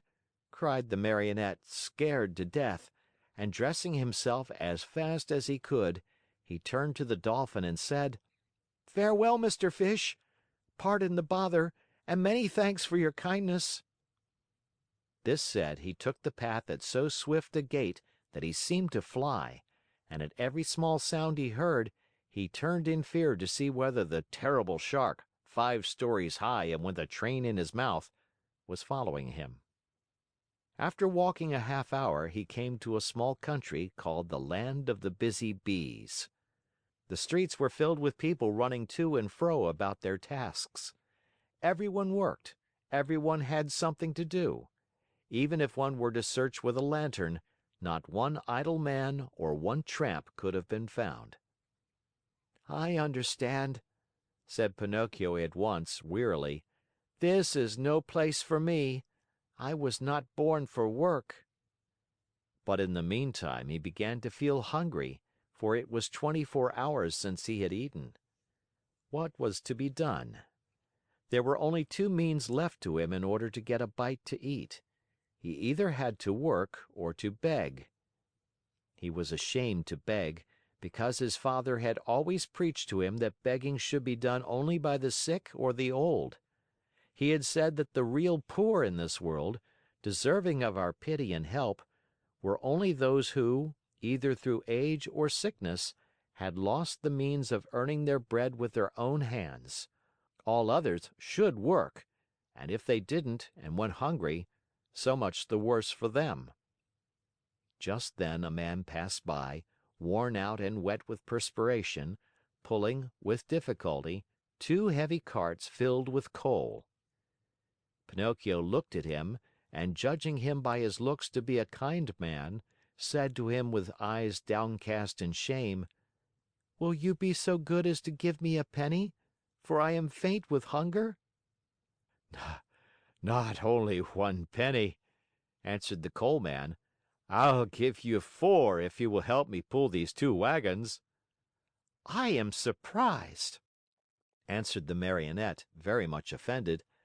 "I wish you to know that I never have been a donkey, nor have I ever pulled a wagon." "So much the better for you," answered the coal man. "Then, my boy, if you are really faint with hunger, eat 2 slices of your pride, and I hope they don't give you indigestion." A few minutes after, a bricklayer passed by, carrying a pail full of plaster on his shoulder. "Good man, will you be kind enough to give a penny to a poor boy who is yawning from hunger?" "Gladly," answered the bricklayer. "Come with me and carry some plaster, and instead of 1 penny, I'll give you 5." "But the plaster is heavy," answered Pinocchio, "and the work too hard for me." If the work is too hard for you, my boy, enjoy your yawns and may they bring you luck." In less than a half hour, at least 20 people passed, and Pinocchio begged of each one, but they all answered: "Aren't you ashamed? Instead of being a beggar in the streets, why don't you look for work and earn your own bread?" Finally, a little woman went by carrying 2 water jugs. "Good woman, will you allow me to have a drink from one of your jugs?" asked Pinocchio, who was burning up with thirst. "With pleasure, my boy," she answered, setting the 2 jugs on the ground before him. When Pinocchio had had his fill, he grumbled, as he wiped his mouth: "My thirst is gone. If I could only as easily get rid of my hunger." On hearing these words, the good little woman immediately said, "If you help me to carry these jugs home, I'll give you a slice of bread." Pinocchio looked at the jug and said neither yes nor no. "And with the bread, I'll give you a nice dish of cauliflower with white sauce on it." Pinocchio gave the jug another look and said neither yes nor no. "And after the cauliflower, some cake and jam." At this last bribery, Pinocchio could no longer resist and said firmly, "Very well, I'll take the jug home for you." The jug was very heavy, and the Marionette, not being strong enough to carry it with his hands, had to put it on his head. When they arrived home, the little woman made Pinocchio sit down at a small table and placed before him the bread, the cauliflower, and the cake. Pinocchio did not eat, he devoured. His stomach seemed a bottomless pit. His hunger finally appeased, he raised his head to thank his kind benefactress. But he had not looked at her long when he gave a cry of surprise and sat there with his eyes wide open, his fork in the air, and his mouth filled with bread and cauliflower. "Why all this surprise?" asked the good woman, laughing. "Because," answered Pinocchio, stammering and stuttering, "because you look like, you remind me of, yes, yes, the same voice, the same eyes, the same hair. Yes, yes, yes, you also have the same azure hair she had. Oh, my little fairy, my little fairy! Tell me that it is you! Don't make me cry any longer!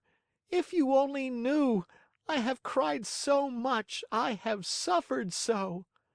And Pinocchio threw himself on the floor and clasped the knees of the mysterious little woman. Chapter 25 of The Adventures of Pinocchio. If Pinocchio cried much longer, the little woman thought he would melt away, so she finally admitted that she was the little fairy with azure hair. "You rascal of a Marionette, how did you know it was I?" she asked, laughing. "My love for you told me who you were." "Do you remember? You left me when I was a little girl, and now you find me a grown woman. I am so old I could almost be your mother." "I am very glad of that, for then I can call you mother instead of sister. For a long time I have wanted a mother, just like other boys. But how did you grow so quickly?" "That's a secret." "Tell it to me. I also want to grow a little. Look at me. I have never grown higher than a penny's worth of cheese." "But you can't grow," answered the fairy. "Why not?" "Because Marionettes never grow. They are born Marionettes, they live Marionettes, and they die Marionettes." "Oh, I'm tired of always being a Marionette!" cried Pinocchio disgustedly. "It's about time for me to grow into a man as everyone else does." "And you will if you deserve it." "Really? What can I do to deserve it?" "It's a very simple matter. Try to act like a well-behaved child." "Don't you think I do?" "Far from it. Good boys are obedient and you, on the contrary, and I never obey. Good boys love study and work, but you, and I, on the contrary, am a lazy fellow and a tramp all year round.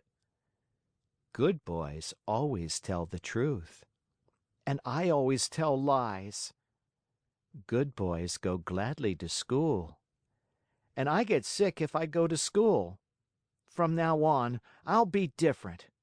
Do you promise?" "I promise. I want to become a good boy and be a comfort to my father. Where is my poor father now?" "I do not know." "Will I ever be lucky enough to find him and embrace him once more?" "I think so. Indeed, I am sure of it." At this answer, Pinocchio's happiness was very great. He grasped the Fairy's hands and kissed them so hard that it looked as if he had lost his head. Then, lifting his face, he looked at her lovingly and asked, "Tell me, little mother, it isn't true that you are dead, is it?" "It doesn't seem so," answered the Fairy, smiling. If you only knew how I suffered and how I wept when I read, 'Here lies—'" "I know it, and for that I have forgiven you. The depth of your sorrow made me see that you have a kind heart. There is always hope for boys with hearts such as yours, though they may often be mischievous. This is the reason why I have come so far to look for you. From now on, I'll be your own little mother." "Oh, how lovely!" cried Pinocchio, jumping with joy. "You will obey me always and do as I wish?" "Gladly, very gladly, more than gladly." "Beginning tomorrow," said the Fairy, "you'll go to school every day." Pinocchio's face fell a little. "Then you will choose the trade you like best." Pinocchio became more serious. "What are you mumbling to yourself?" asked the Fairy. "I was just saying," whined the Marionette in a whisper, "that it seems too late for me to go to school now." "No, indeed. Remember it is never too late to learn." "But I don't want either trade or profession." "Why?" "Because work wearies me." "My dear boy," said the Fairy, "people who speak as you do usually end their days either in a prison or in a hospital. A man, remember, whether rich or poor, should do something in this world. No one can find happiness without work. Woe betide the lazy fellow! Laziness is a serious illness, and one must cure it immediately. Yes, even from early childhood. If not, it will kill you in the end." These words touched Pinocchio's heart. He lifted his eyes to his Fairy and said seriously, "I'll work. I'll study. I'll do all you tell me. After all, the life of a Marionette has grown very tiresome to me, and I want to become a boy, no matter how hard it is. You promise that, do you not?" "Yes, I promise. And now it is up to you." Chapter 26 of The Adventures of Pinocchio. In the morning, bright and early, Pinocchio started for school. Imagine what the boys said when they saw a Marionette enter the classroom. They laughed until they cried. Everyone played tricks on him. One pulled his hat off, another tugged at his coat, a third tried to paint a mustache under his nose. One even attempted to tie strings to his feet and his hands to make him dance. For a while, Pinocchio was very calm and quiet. Finally, however, he lost all patience and turning to his tormentors, he said to them threateningly, "Careful, boys. I haven't come here to be made fun of. I'll respect you, and I want you to respect me." "Hurrah for Dr. Know-All! You have spoken like a printed book!" howled the boys, bursting with laughter. One of them, more impudent than the rest, put out his hand to pull the Marionette's nose. But he was not quick enough, for Pinocchio stretched his leg under the table and kicked him hard on the shin. "Oh, what hard feet!" cried the boy, rubbing the spot where the Marionette had kicked him. "And what elbows! They're even harder than the feet!" shouted another one who, because of some other trick, had received a blow in the stomach. With that kick and that blow, Pinocchio gained everybody's favor. Everyone admired him, danced attendance upon him, petted and caressed him.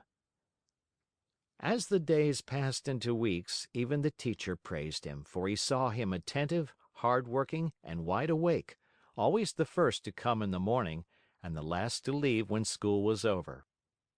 Pinocchio's only fault was that he had too many friends. Among these were many well-known rascals, who cared not a jot for study or for success. The teacher warned him each day, and even the good Fairy repeated to him many times, "Take care, Pinocchio. Those bad companions will sooner or later make you lose your love for study. Some day they will lead you astray." "There's no such danger," answered the Marionette, shrugging his shoulders and pointing to his forehead, as if to say, "I'm too wise." So it happened that one day, as he was walking to school, he met some boys who ran up to him and said, "Have you heard the news?" "No." "A shark as big as a mountain has been seen near the shore." "Really? I wonder if it could be the same one I heard of when my father was drowned." "We are going to see it. Are you coming?"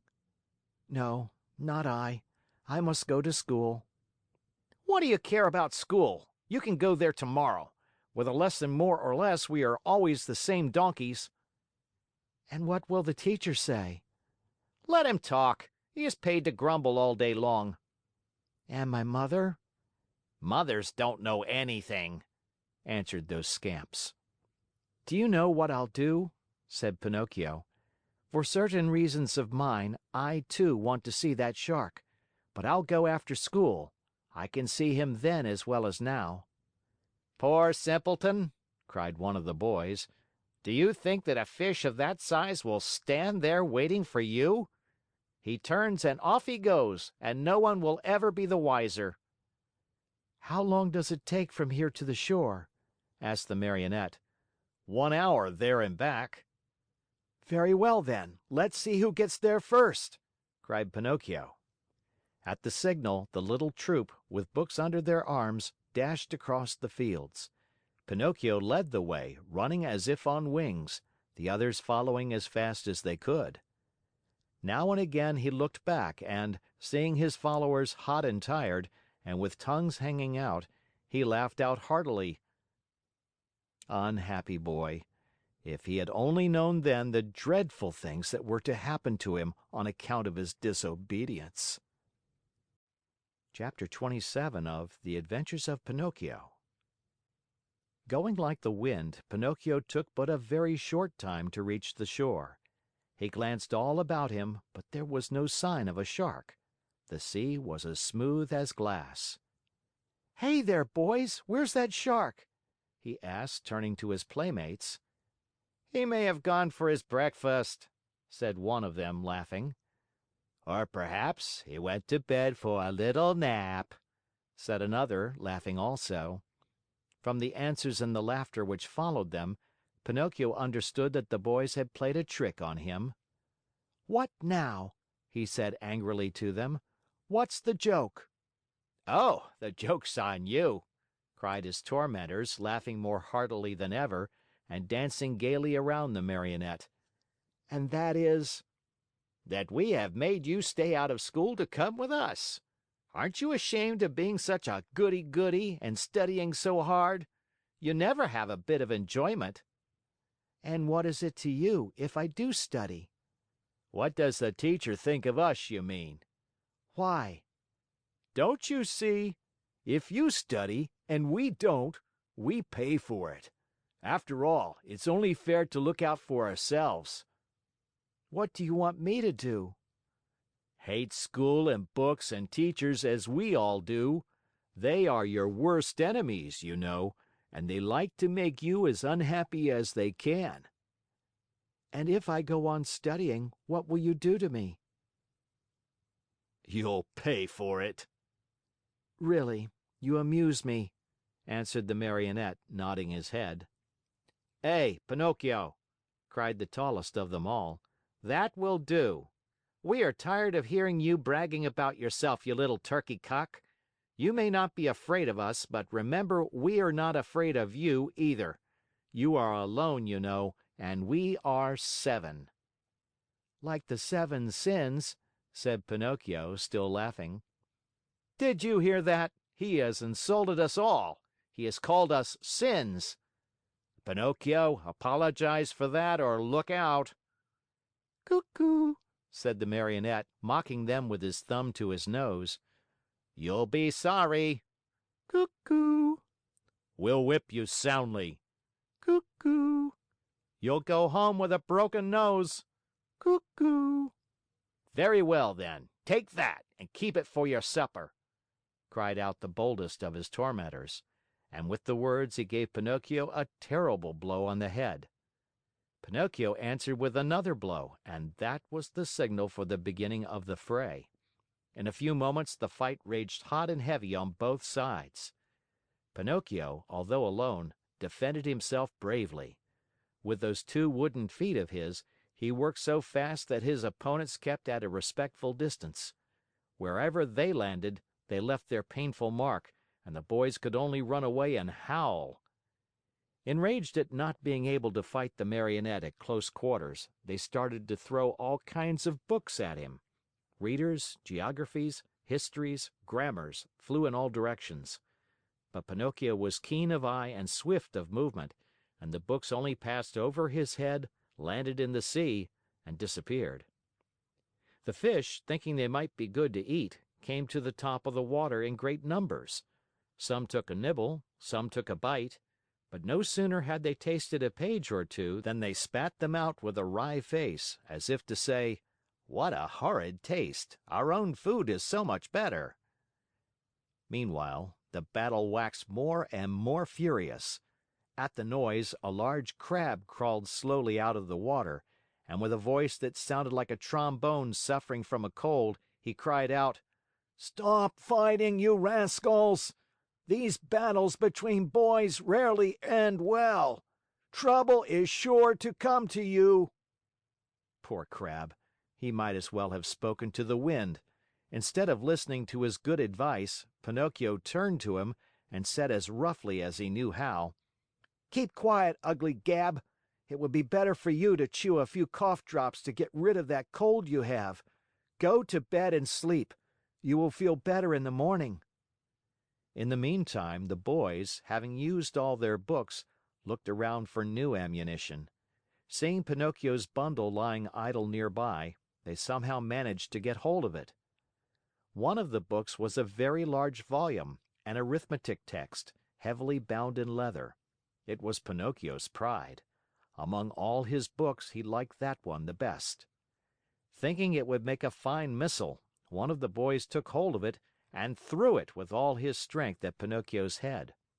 But instead of hitting the Marionette, the book struck one of the other boys, who, as pale as a ghost, cried out faintly, "Oh, Mother, help! I'm dying!"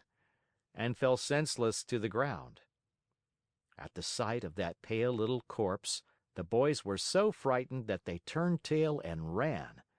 In a few moments, all had disappeared. All except Pinocchio. Although scared to death by the horror of what had been done, he ran to the sea and soaked his handkerchief in the cool water, and with it bathed the head of his poor little schoolmate. Sobbing bitterly, he called to him, saying, "Eugene! My poor Eugene! Open your eyes and look at me! Why don't you answer? I was not the one who hit you, you know. Believe me, I didn't do it. Open your eyes, Eugene. If you keep them shut, I'll die too. Oh, dear me, how shall I ever go home now? How shall I ever look at my little mother again? What will happen to me? Where shall I go? Where shall I hide? Oh, how much better it would have been, 1,000 times better, if only I had gone to school. Why did I listen to those boys? They always were a bad influence. And to think that the teacher had told me, and my mother too, beware of bad company. That's what she said. But I'm stubborn and proud. I listen, but always I do as I wish. And then I pay. I've never had a moment's peace since I've been born. Oh, dear! What will become of me? What will become of me?" Pinocchio went on crying and moaning and beating his head.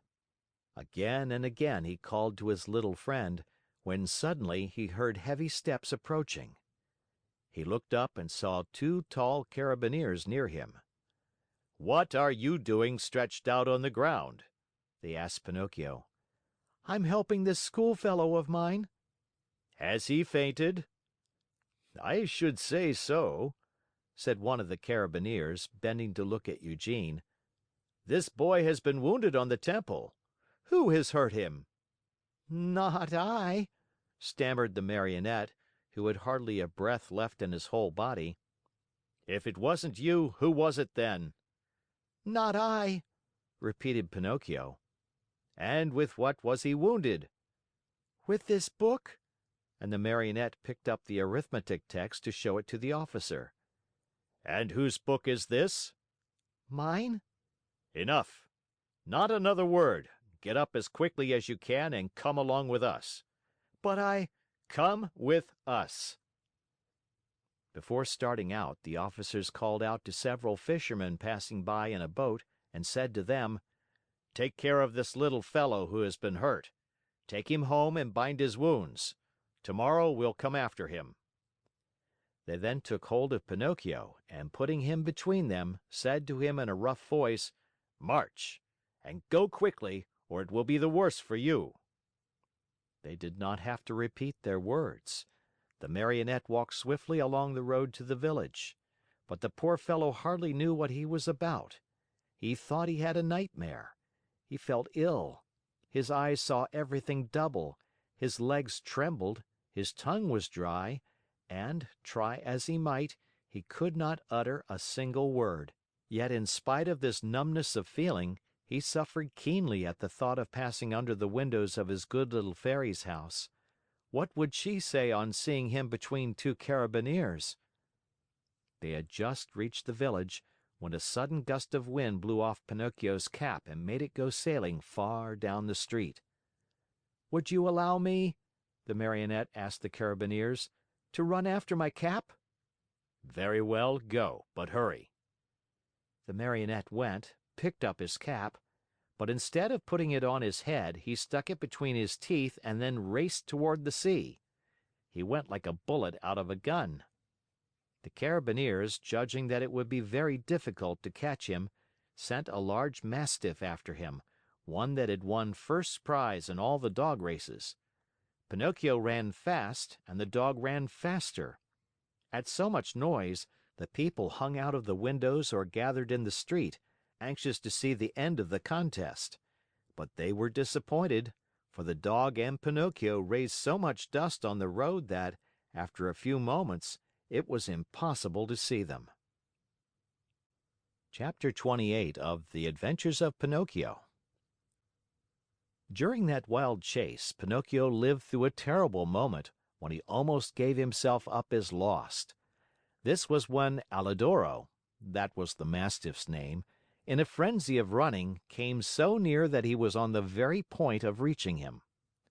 The Marionette heard, close behind him, the labored breathing of the beast who was fast on his trail, and now and again even felt his hot breath blow over him.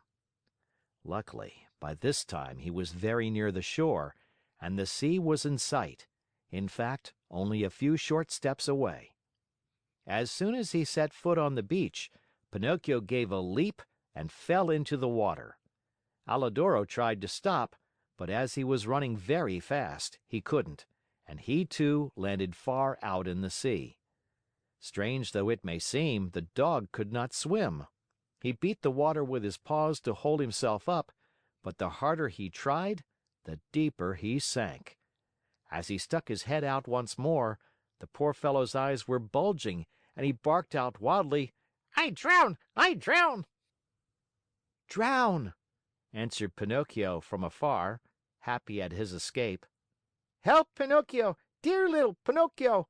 Save me from death! At those cries of suffering, the Marionette, who after all had a very kind heart, was moved to compassion. He turned toward the poor animal and said to him, "But if I help you, will you promise not to bother me again by running after me?" I promise! I promise!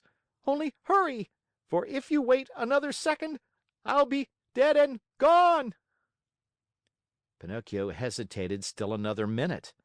Then, remembering how his father had often told him that a kind deed is never lost, he swam to Alidoro and, catching hold of his tail, dragged him to the shore. The poor dog was so weak he could not stand. He had swallowed so much salt water that he was swollen like a balloon. However, Pinocchio, not wishing to trust him too much, threw himself once again into the sea. As he swam away, he called out, "Goodbye, Alidoro. Good luck, and remember me to the family." "Goodbye, little Pinocchio," answered the dog. "A thousand thanks for having saved me from death. You did me a good turn, and in this world what is given is always returned. If the chance comes, I shall be there." Pinocchio went on swimming close to shore. At last he thought he had reached a safe place. Glancing up and down the beach, he saw the opening of a cave out of which rose a spiral of smoke. "In that cave," he said to himself, "there must be a fire. So much the better. I'll dry my clothes and warm myself, and then, well—" His mind made up, Pinocchio swam to the rocks, but as he started to climb, he felt something under him lifting him up higher and higher. He tried to escape, but he was too late. To his great surprise, he found himself in a huge net, amid a crowd of fish of all kinds and sizes, who were fighting and struggling desperately to free themselves. At the same time, he saw a fisherman come out of the cave, a fisherman so ugly that Pinocchio thought he was a sea monster. In place of hair, his head was covered by a thick bush of green grass. Green was the skin of his body, green were his eyes, green was the long, long beard that reached down to his feet. He looked like a giant lizard with legs and arms. When the fisherman pulled the net out of the sea, he cried out joyfully, "Blessed Providence! Once more I'll have a fine meal of fish." "Thank heaven I'm not a fish," said Pinocchio to himself, trying with these words to find a little courage. The fisherman took the net and the fish to the cave, a dark, gloomy, smoky place. In the middle of it, a pan full of oil sizzled over a smoky fire, sending out a repelling odor of tallow that took away one's breath.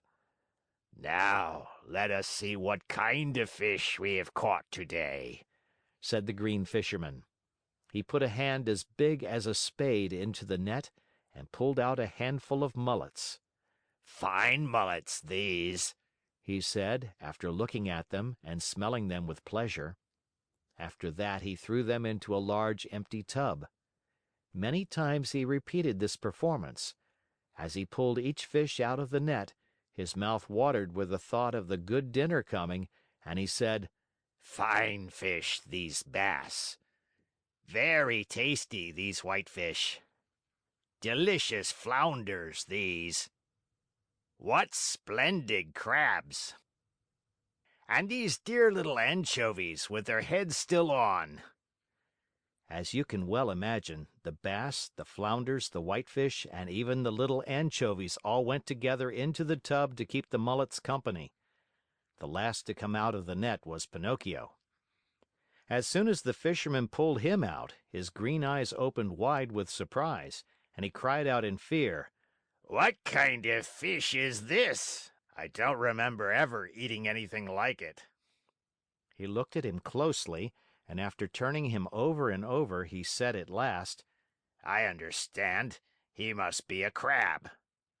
Pinocchio, mortified at being taken for a crab, said resentfully, "What nonsense! A crab indeed!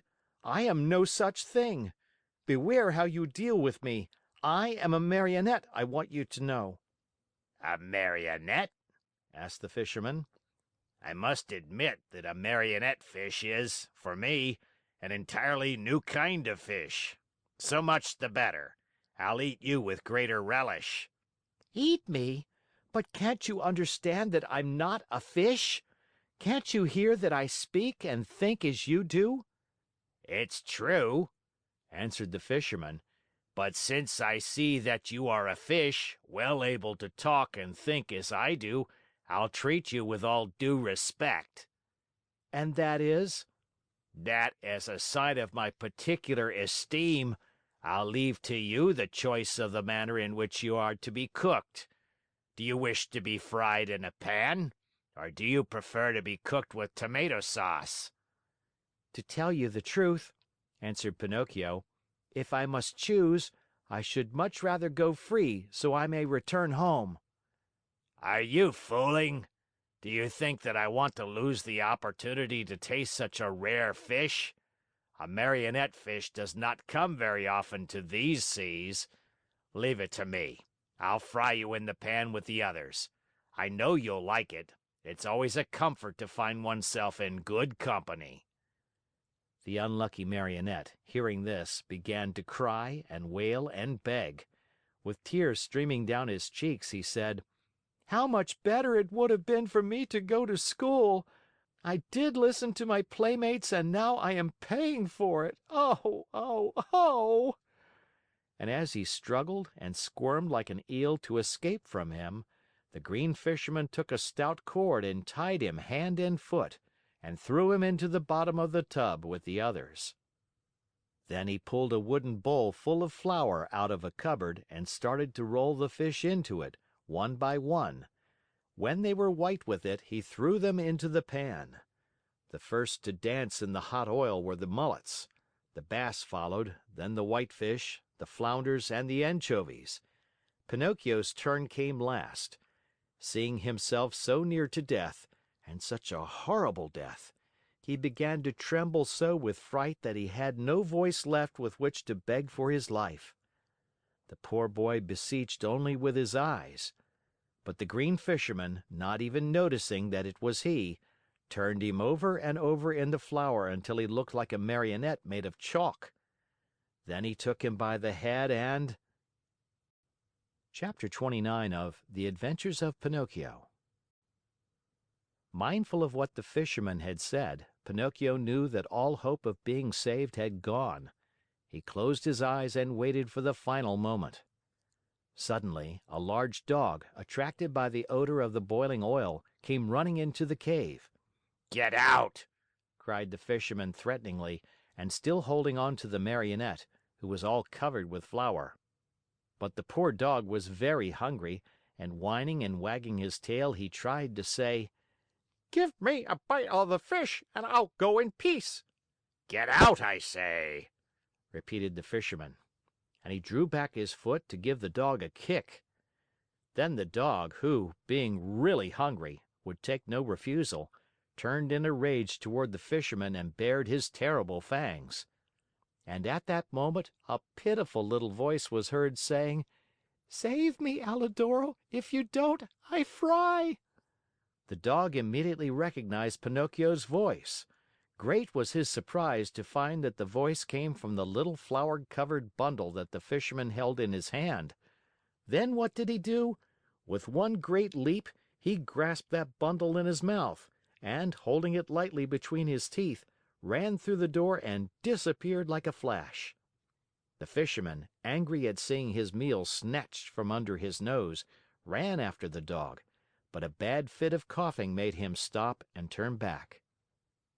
Meanwhile, Alidoro, as soon as he had found the road which led to the village, stopped and dropped Pinocchio softly to the ground. "How much I do thank you!" said the Marionette. "It is not necessary," answered the dog. "You saved me once, and what is given is always returned. We are in this world to help one another." "But how did you get in that cave?" "I was lying here on the sand, more dead than alive, when an appetizing odor of fried fish came to me. That odor tickled my hunger and I followed it. Oh, if I had come a moment later!"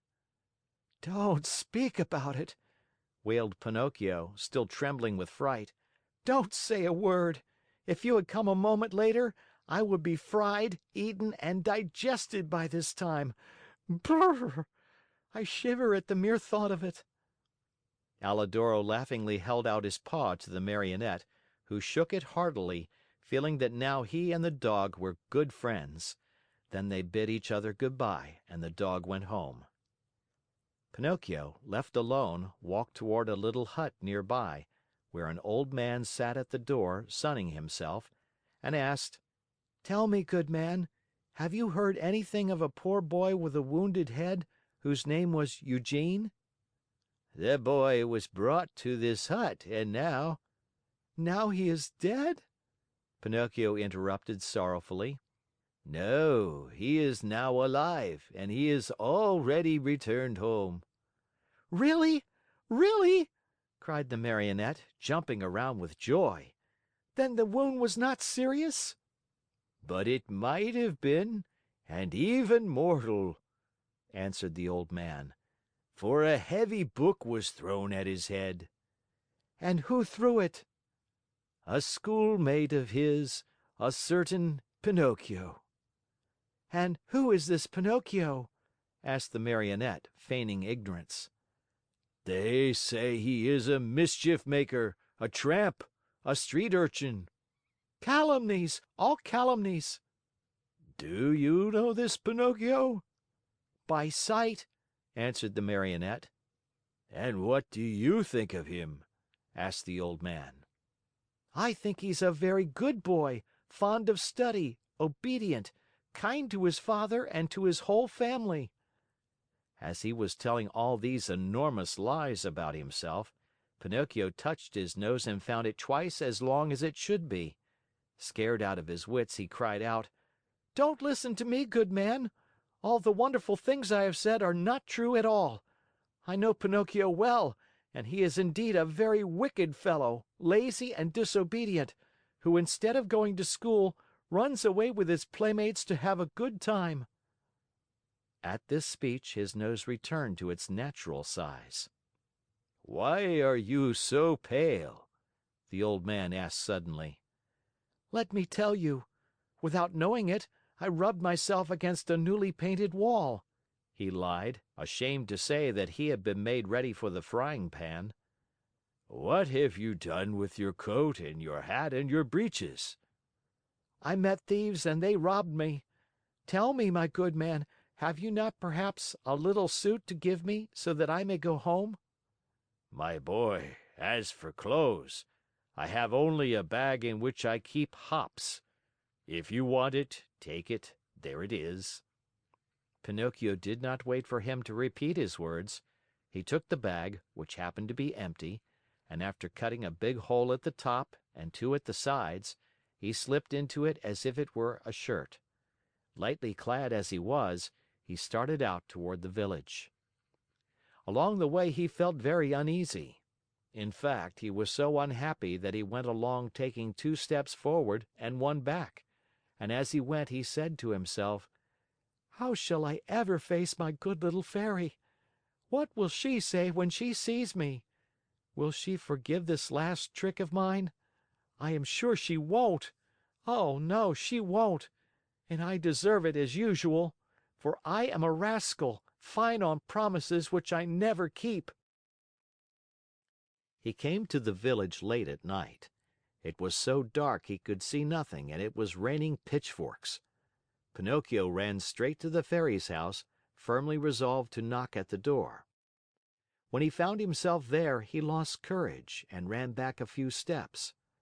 A second time he came to the door and again he ran back. A third time he repeated his performance. The fourth time, before he had time to lose his courage, he grasped the knocker and made a faint sound with it. He waited and waited and waited.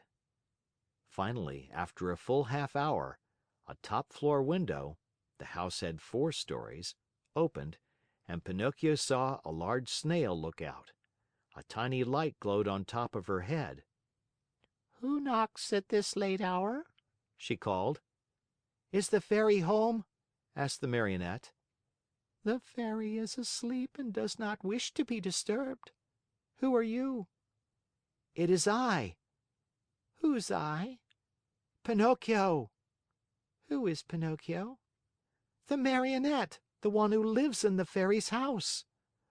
"Oh, I understand," said the Snail. "Wait for me there. I'll come down to open the door for you. Hurry, I beg of you, for I am dying of cold." "My boy, I am a snail, and snails are never in a hurry." An hour passed, 2 hours, and the door was still closed. Pinocchio, who was trembling with fear and shivering from the cold rain on his back, knocked a second time, this time louder than before. At that second knock, a window on the 3rd floor opened and the same snail looked out. "Dear little snail," cried Pinocchio from the street, "I have been waiting 2 hours for you, and 2 hours on a dreadful night like this are as long as 2 years. Hurry, please." "My boy," answered the snail in a calm, peaceful voice. "my dear boy, I am a snail, and snails are never in a hurry." And the window closed.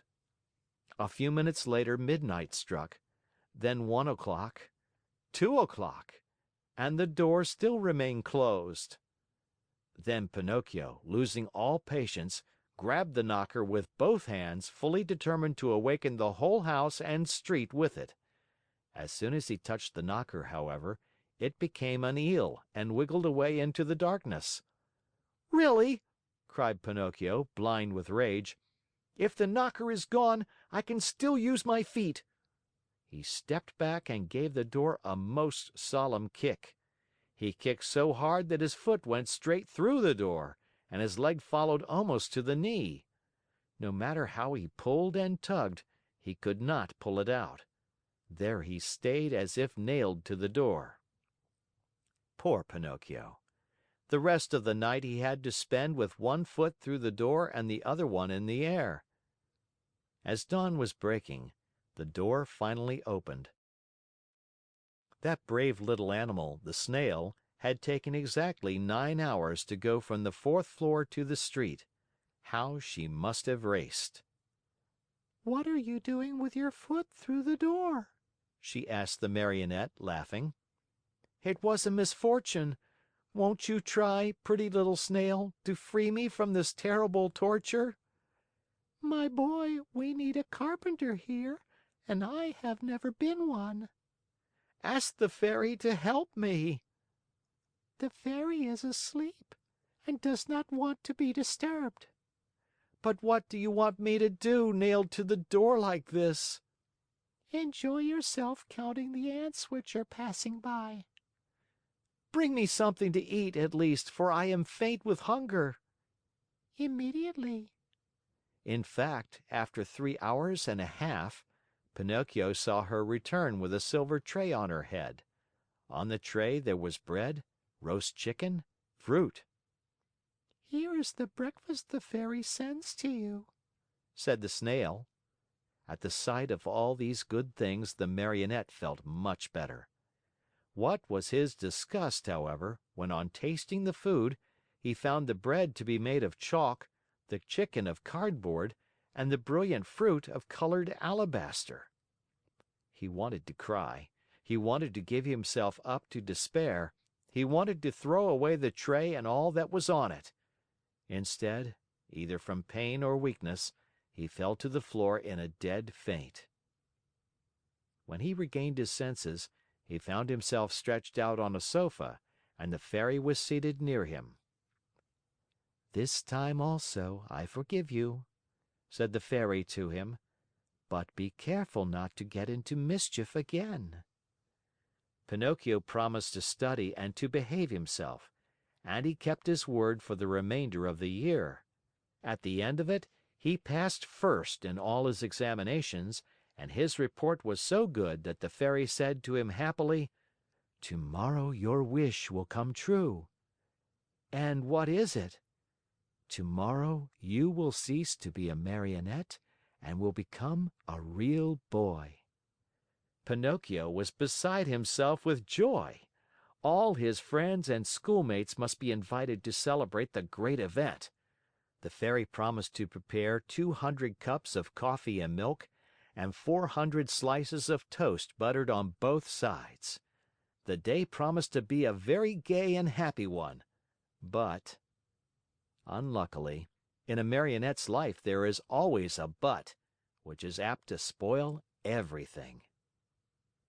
Chapter 30 of The Adventures of Pinocchio. Coming at last out of the surprise into which the Fairy's word had thrown him, Pinocchio asked for permission to give out the invitations. "Indeed, you may invite your friends to tomorrow's party. Only remember to return home before dark. Do you understand?" "I'll be back in 1 hour without fail," answered the Marionette. "Take care, Pinocchio. Boys give promises very easily, but they as easily forget them." "But I am not like those others. When I give my word, I keep it." We shall see. In case you do disobey, you will be the one to suffer, not anyone else. Why? Because boys who do not listen to their elders always come to grief. I certainly have, said Pinocchio, but from now on I obey. We shall see if you are telling the truth. Without adding another word, the Marionette bade the good fairy goodbye, and singing and dancing, he left the house. In a little more than an hour, all his friends were invited. Some accepted quickly and gladly. Others had to be coaxed, but when they heard that the toast was to be buttered on both sides, they all ended by accepting the invitation with the words, "We'll come to please you." Now it must be known that, among all his friends, Pinocchio had one whom he loved most of all. The boy's real name was Romeo, but everyone called him Lampwick, for he was long and thin and had a woebegone look about him. Lampwick was the laziest boy in the school and the biggest mischief maker, but Pinocchio loved him dearly. That day, he went straight to his friend's house to invite him to the party, but Lampwick was not at home. He went a second time, and again a third, but still without success. Where could he be? Pinocchio searched here and there and everywhere and finally discovered him hiding near a farmer's wagon. "What are you doing there?" asked Pinocchio, running up to him. I am waiting for midnight to strike to go Where? far, far away. And I have gone to your house 3 times to look for you. What did you want from me? Haven't you heard the news? Don't you know what good luck is mine? What is it? Tomorrow I end my days as a Marionette and become a boy, like you and all my other friends. May it bring you luck. Shall I see you at my party tomorrow? But I'm telling you that I go tonight. At what time? At midnight? And where are you going? To a real country, the best in the world, a wonderful place. What is it called? It is called the Land of Toys. Why don't you come too? I? Oh, no. You are making a big mistake, Pinocchio. Believe me, if you don't come, you'll be sorry. Where can you find a place that will agree better with you and me? No schools, no teachers, no books. In that blessed place there is no such thing as study. Here it is only on Saturdays that we have no school. In the Land of Toys, every day, except Sunday, is a Saturday. Vacation begins on the 1st of January and ends on the last day of December. That is the place for me. All countries should be like it. How happy we should all be. But how does one spend the day in the Land of Toys? Days are spent in play and enjoyment from morn till night.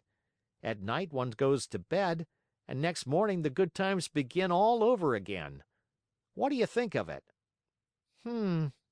Nodding his wooden head as if to say, it's the kind of life which would agree with me perfectly. Do you want to go with me then? Yes or no? You must make up your mind. No, no, and again no. I have promised my kind fairy to become a good boy, and I want to keep my word. Just see, the sun is setting and I must leave you and run. Goodbye and good luck to you. Where are you going in such a hurry? Home. My good fairy wants me to return home before night. Wait 2 minutes more. It's too late. Only 2 minutes. And if the fairy scolds me?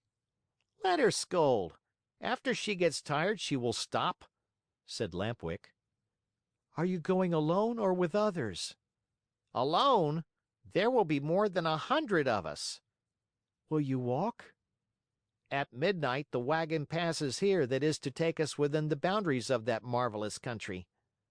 How I wish midnight would strike. Why? To see you all set out together. Stay here a while longer and you will see us. No, no. I want to return home. Wait 2 more minutes. I have waited too long as it is. The fairy will be worried." Poor fairy. Is she afraid the bats will eat you up? "Listen, Lampwick," said the Marionette. "Are you really sure that there are no schools in the Land of Toys? Not even the shadow of one. Not even one teacher? Not one. And one does not have to study?" Never, never, never. "What a great land!" said Pinocchio, feeling his mouth water. "What a beautiful land! I have never been there, but I can well imagine it." Why don't you come too? "It is useless for you to tempt me. I told you I promised my good fairy to behave myself, and I am going to keep my word." Goodbye then, and remember me to the grammar schools, to the high schools, and even to the colleges, if you meet them on the way. "Goodbye, Lampwick.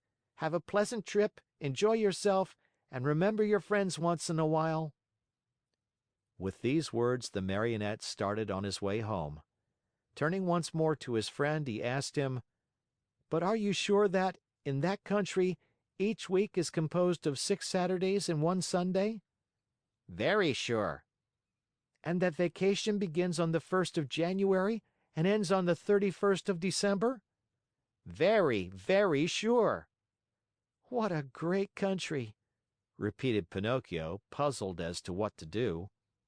Then, in sudden determination, he said hurriedly, "Goodbye for the last time, and good luck!" Goodbye. "How soon will you go?" Within 2 hours. "What a pity! If it were only 1 hour, I might wait for you." And the fairy? "By this time I'm late, and 1 hour more or less makes very little difference." Poor Pinocchio. And if the fairy scolds you? "Oh, I'll let her scold. After she gets tired, she will stop." In the meantime, the night became darker and darker. All at once in the distance a small light flickered. A queer sound could be heard, soft as a little bell, and faint and muffled like the buzz of a faraway mosquito. There it is!" cried Lampwick, jumping to his feet. "What?" whispered Pinocchio. The wagon which is coming to get me. For the last time, are you coming or not? "But is it really true that in that country boys never have to study?" Never, never, never." "What a wonderful, beautiful, marvelous country! Oh!" Chapter 31 of The Adventures of Pinocchio. Finally the wagon arrived. It made no noise, for its wheels were bound with straw and rags. It was drawn by 12 pair of donkeys, all of the same size, but all of different color. Some were gray, others white, and still others a mixture of brown and black. Here and there were a few with large yellow and blue stripes. The strangest thing of all was that those 24 donkeys, instead of being iron shod like any other beast of burden, had on their feet laced shoes made of leather, just like the ones boys wear. And the driver of the wagon? Imagine to yourselves a little fat man, much wider than he was long, round and shiny as a ball of butter, with a face beaming like an apple, a little mouth that always smiled, and a voice small and wheedling like that of a cat begging for food. No sooner did any boy see him than he fell in love with him, and nothing satisfied him but to be allowed to ride in his wagon to that lovely place called the Land of Toys. In fact, the wagon was so closely packed with boys of all ages that it looked like a box of sardines. They were uncomfortable, they were piled one on top of the other, they could hardly breathe, yet not one word of complaint was heard. The thought that in a few hours they would reach a country where there were no schools, no books, no teachers, made these boys so happy that they felt neither hunger, nor thirst, nor sleep, nor discomfort. No sooner had the wagon stopped than the little fat man turned to Lampwick. With bows and smiles, he asked in a wheedling tone, "Tell me, my fine boy, do you also want to come to my wonderful country?" Indeed I do. "But I warn you, my little dear, there's no more room in the wagon. It is full." Never mind, answered Lampwick. If there's no room inside, I can sit on the top of the coach. And with one leap he perched himself there. "What about you, my love?" asked the little man, turning politely to Pinocchio. "What are you going to do? Will you come with us, or do you stay here?" "I stay here," answered Pinocchio. "I want to return home, as I prefer to study and to succeed in life." "May that bring you luck." "Pinocchio," Lampwick called out, "listen to me. Come with us and we'll always be happy." No, no, no. "Come with us and we'll always be happy," cried four other voices from the wagon. Come with us and we'll always be happy, shouted the 100 and more boys in the wagon, all together. And if I go with you, what will my good fairy say? Asked the Marionette, who was beginning to waver and weaken in his good resolutions. Don't worry so much. Only think that we are going to a land where we shall be allowed to make all the racket we like from morning till night. Pinocchio did not answer, but sighed deeply once, twice, a third time. Finally he said, "Make room for me. I want to go too." "The seats are all filled," answered the little man. "But to show you how much I think of you, take my place as coachman." "And you?" "I'll walk." "No, indeed. I could not permit such a thing. I much prefer riding one of these donkeys," cried Pinocchio. No sooner said than done. He approached the first donkey and tried to mount it. But the little animal turned suddenly and gave him such a terrible kick in the stomach that Pinocchio was thrown to the ground and fell with his legs in the air. At this unlooked for entertainment, the whole company of runaways laughed uproariously. The little fat man did not laugh. He went up to the rebellious animal and, still smiling, bent over him lovingly and bit off half of his right ear. In the meantime, Pinocchio lifted himself up from the ground and with one leap landed on the donkey's back. The leap was so well taken that all the boys shouted, "Hurrah for Pinocchio!"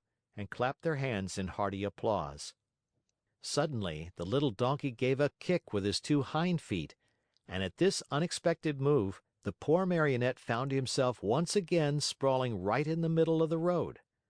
Again the boys shouted with laughter. But the little man, instead of laughing, became so loving toward the little animal that, with another kiss, he bit off half of his left ear. "You can mount now, my boy." He then said to Pinocchio, "Have no fear.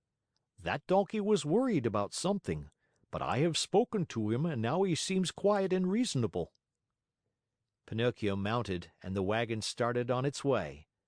While the donkeys galloped along the stony road, the Marionette fancied he heard a very quiet voice whispering to him. Poor silly, you have done as you wished, but you are going to be a sorry boy before very long. Pinocchio, greatly frightened, looked about him to see whence the words had come, but he saw no one. The donkeys galloped, the wagon rolled on smoothly, the boys slept, Lampwick snored like a dormouse, and the little fat man sang sleepily between his teeth.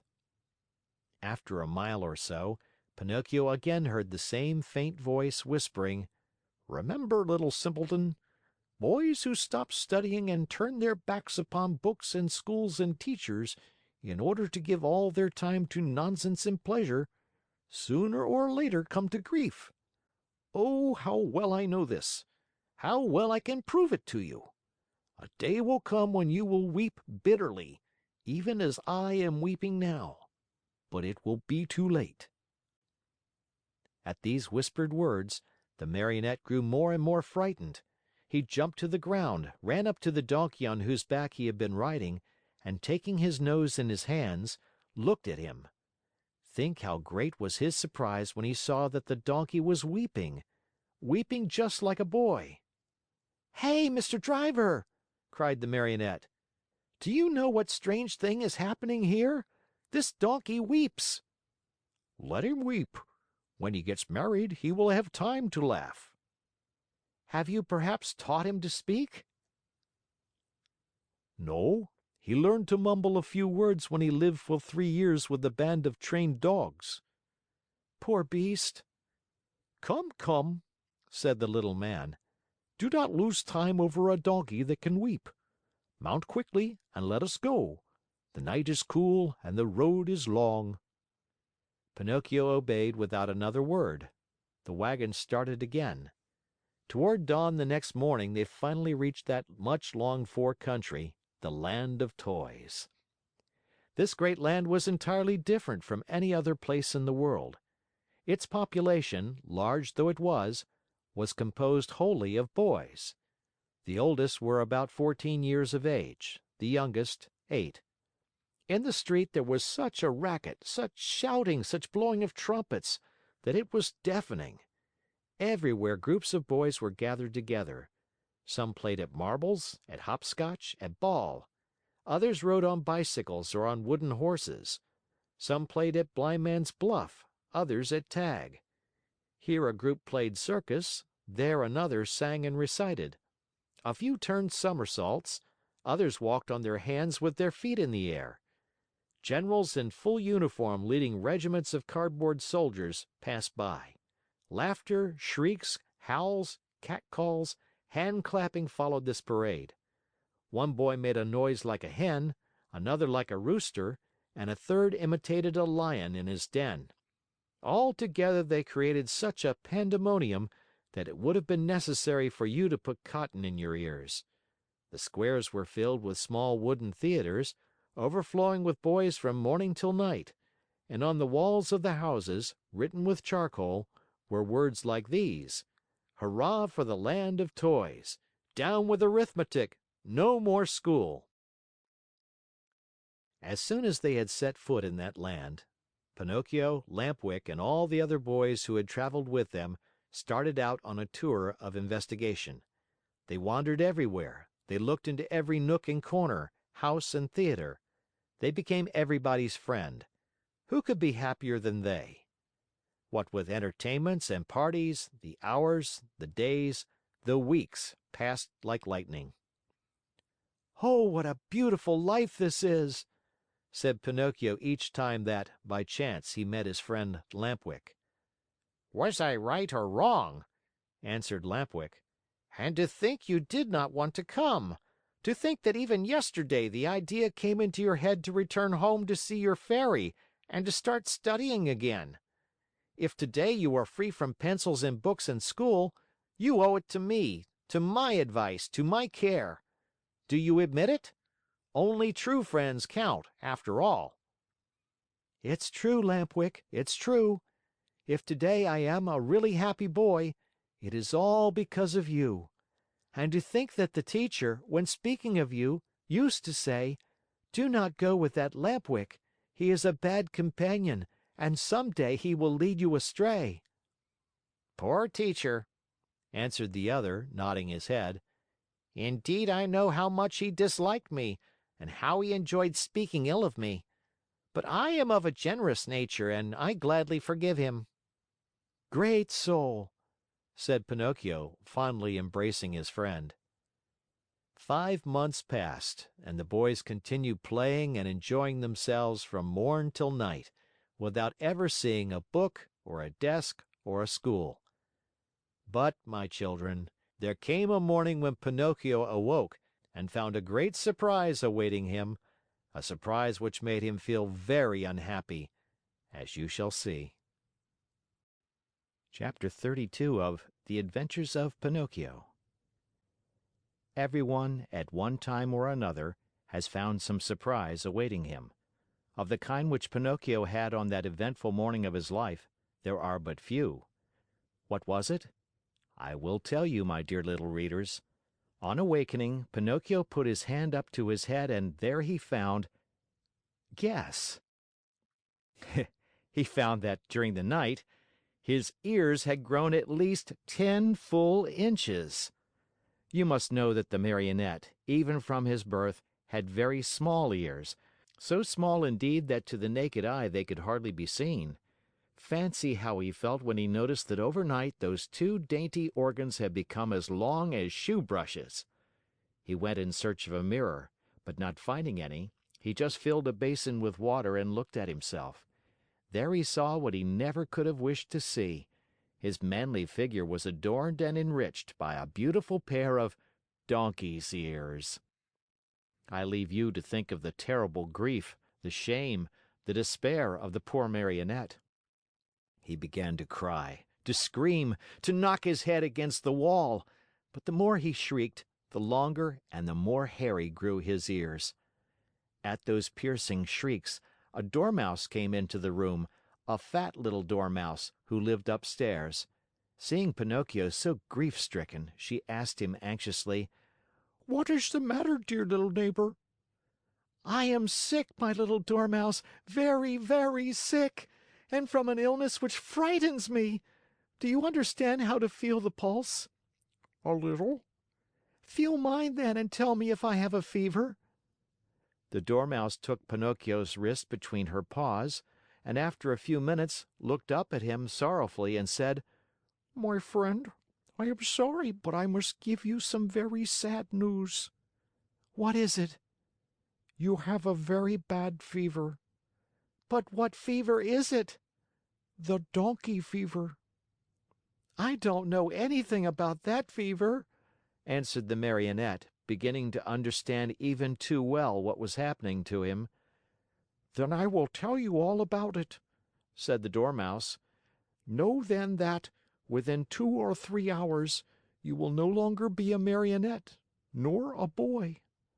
"What shall I be?" "Within 2 or 3 hours, you will become a real donkey, just like the ones that pull the fruit carts to market." "Oh, what have I done? What have I done?" cried Pinocchio, grasping his two long ears in his hands and pulling and tugging at them angrily, just as if they belonged to another. "My dear boy," answered the Dormouse to cheer him up a bit, "why worry now?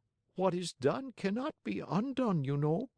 Fate has decreed that all lazy boys who come to hate books and schools and teachers and spend all their days with toys and games must sooner or later turn into donkeys."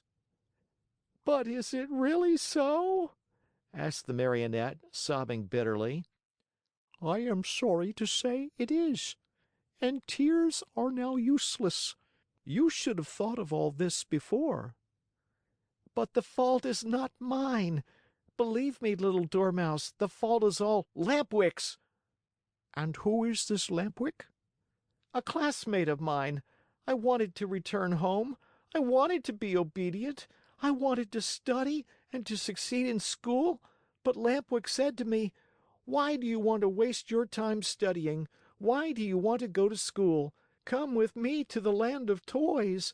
There we'll never study again. There we can enjoy ourselves and be happy from morn till night.'" "And why did you follow the advice of that false friend?" "Why? Because, my dear little Dormouse, I am a heedless Marionette, heedless and heartless. Oh! If I had only had a bit of heart, I should never have abandoned that good fairy, who loved me so well and who has been so kind to me. And by this time, I should no longer be a Marionette. I should have become a real boy, like all these friends of mine.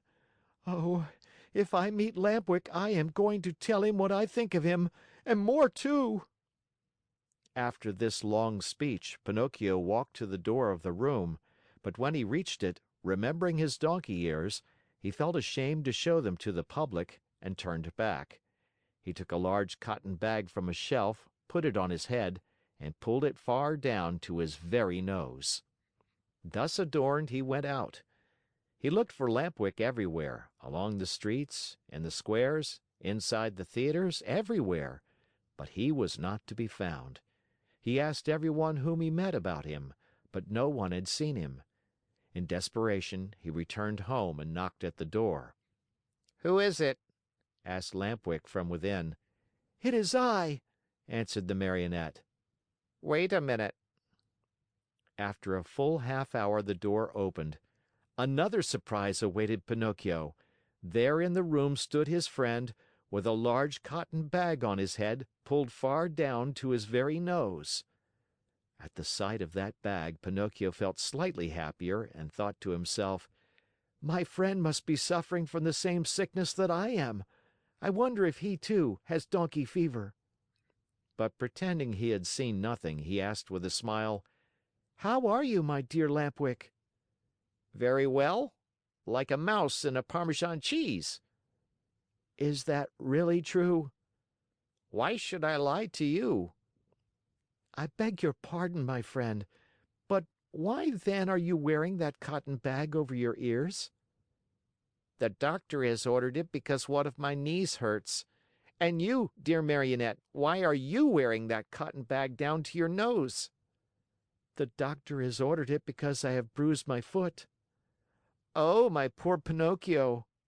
"Oh, my poor Lampwick!" An embarrassingly long silence followed these words, during which time the two friends looked at each other in a mocking way. Finally, the Marionette, in a voice sweet as honey and soft as a flute, said to his companion: "Tell me, Lampwick, dear friend, have you ever suffered from an earache?" "Never. And you?" "Never. Still, since this morning my ear has been torturing me." "So has mine." "Yours too? And which ear is it?" "Both of them. And yours?" "Both of them too. I wonder if it could be the same sickness." "I'm afraid it is." "Will you do me a favor, Lampwick?" "Gladly, with my whole heart." "Will you let me see your ears?" "Why not? But before I show you mine, I want to see yours, dear Pinocchio." "No, you must show yours first." "No, my dear, yours first, then mine." "Well then," said the Marionette, "let us make a contract." "Let's hear the contract." "Let us take off our caps together, all right?" "All right." "Ready then." Pinocchio began to count. 1, 2, 3. At the word three, the two boys pulled off their caps and threw them high in the air.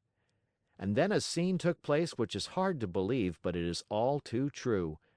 The Marionette and his friend Lampwick, when they saw each other both stricken by the same misfortune, instead of feeling sorrowful and ashamed, began to poke fun at each other, and after much nonsense, they ended by bursting out into hearty laughter. They laughed and laughed and laughed again, laughed till they ached, laughed till they cried. But all of a sudden Lampwick stopped laughing. He tottered and almost fell. Pale as a ghost, he turned to Pinocchio and said: "Help! Help, Pinocchio!" "What is the matter?" "Oh, help me! I can no longer stand up." "I can't either!" cried Pinocchio, and his laughter turned to tears as he stumbled about helplessly. They had hardly finished speaking when both of them fell on all fours and began running and jumping around the room. As they ran, their arms turned into legs, their faces lengthened into snouts, and their backs became covered with long gray hairs. This was humiliation enough, but the most horrible moment was the one in which the two poor creatures felt their tails appear. Overcome with shame and grief, they tried to cry and bemoan their fate. But what is done can't be undone. Instead of moans and cries, they burst forth into loud donkey brays, which sounded very much like "Haw, haw, haw." At that moment a loud knocking was heard at the door, and a voice called to them: "Open! I am the little man, the driver of the wagon which brought you here. Open, I say, or beware!" Chapter 33 of the Adventures of Pinocchio. Very sad and downcast were the two poor little fellows as they stood and looked at each other. Outside the room, the little man grew more and more impatient and finally gave the door such a violent kick that it flew open. With his usual sweet smile on his lips, he looked at Pinocchio and Lampwick and said to them: "Fine work, boys. You have brayed well, so well that I recognized your voices immediately, and here I am." On hearing this, the two donkeys bowed their heads in shame, dropped their ears, and put their tails between their legs. At first, the little man petted and caressed them and smoothed down their hairy coats. Then he took out a currycomb and worked over them till they shone like glass. Satisfied with the looks of the two little animals, he bridled them and took them to a marketplace far away from the land of toys, in the hope of selling them at a good price. In fact, he did not have to wait very long for an offer. Lampwick was bought by a farmer whose donkey had died the day before. Pinocchio went to the owner of a circus, who wanted to teach him to do tricks for his audiences. And now you understand what the little man's profession was? This horrid little being, whose face shone with kindness, went about the world looking for boys. Lazy boys, boys who hated books, boys who wanted to run away from home, boys who were tired of school. All these were his joy and his fortune. He took them with him to the land of toys and let them enjoy themselves to their heart's content. When, after months of all play and no work, they became little donkeys, he sold them on the marketplace. In a few years, he had become a millionaire. What happened to Lampwick? My dear children, I do not know. Pinocchio, I can tell you, met with great hardships even from the first day. After putting him in a stable, his new master filled his manger with straw, but Pinocchio, after tasting a mouthful, spat it out. Then the man filled the manger with hay, but Pinocchio did not like that any better. "Ah, you don't like hay either," he cried angrily.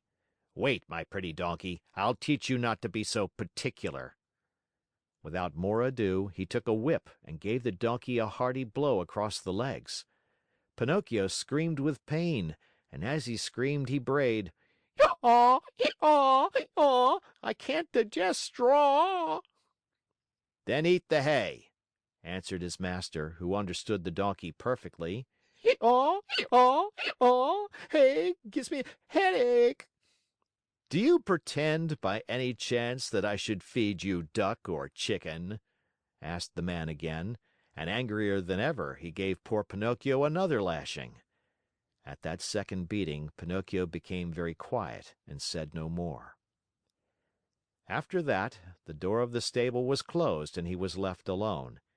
It was many hours since he had eaten anything, and he started to yawn from hunger. As he yawned, he opened a mouth as big as an oven.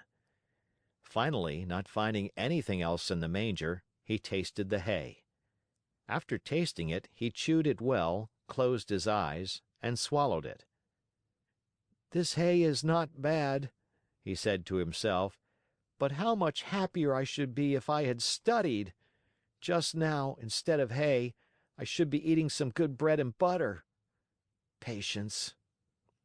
Next morning, when he awoke, Pinocchio looked in the manger for more hay, but it was all gone. He had eaten it all during the night. He tried the straw, but as he chewed away at it, he noticed to his great disappointment that it tasted neither like rice nor like macaroni. "Patience," he repeated as he chewed. "If only my misfortune might serve as a lesson to disobedient boys who refuse to study. Patience. Have patience." "Patience, indeed!" shouted his master just then, as he came into the stable.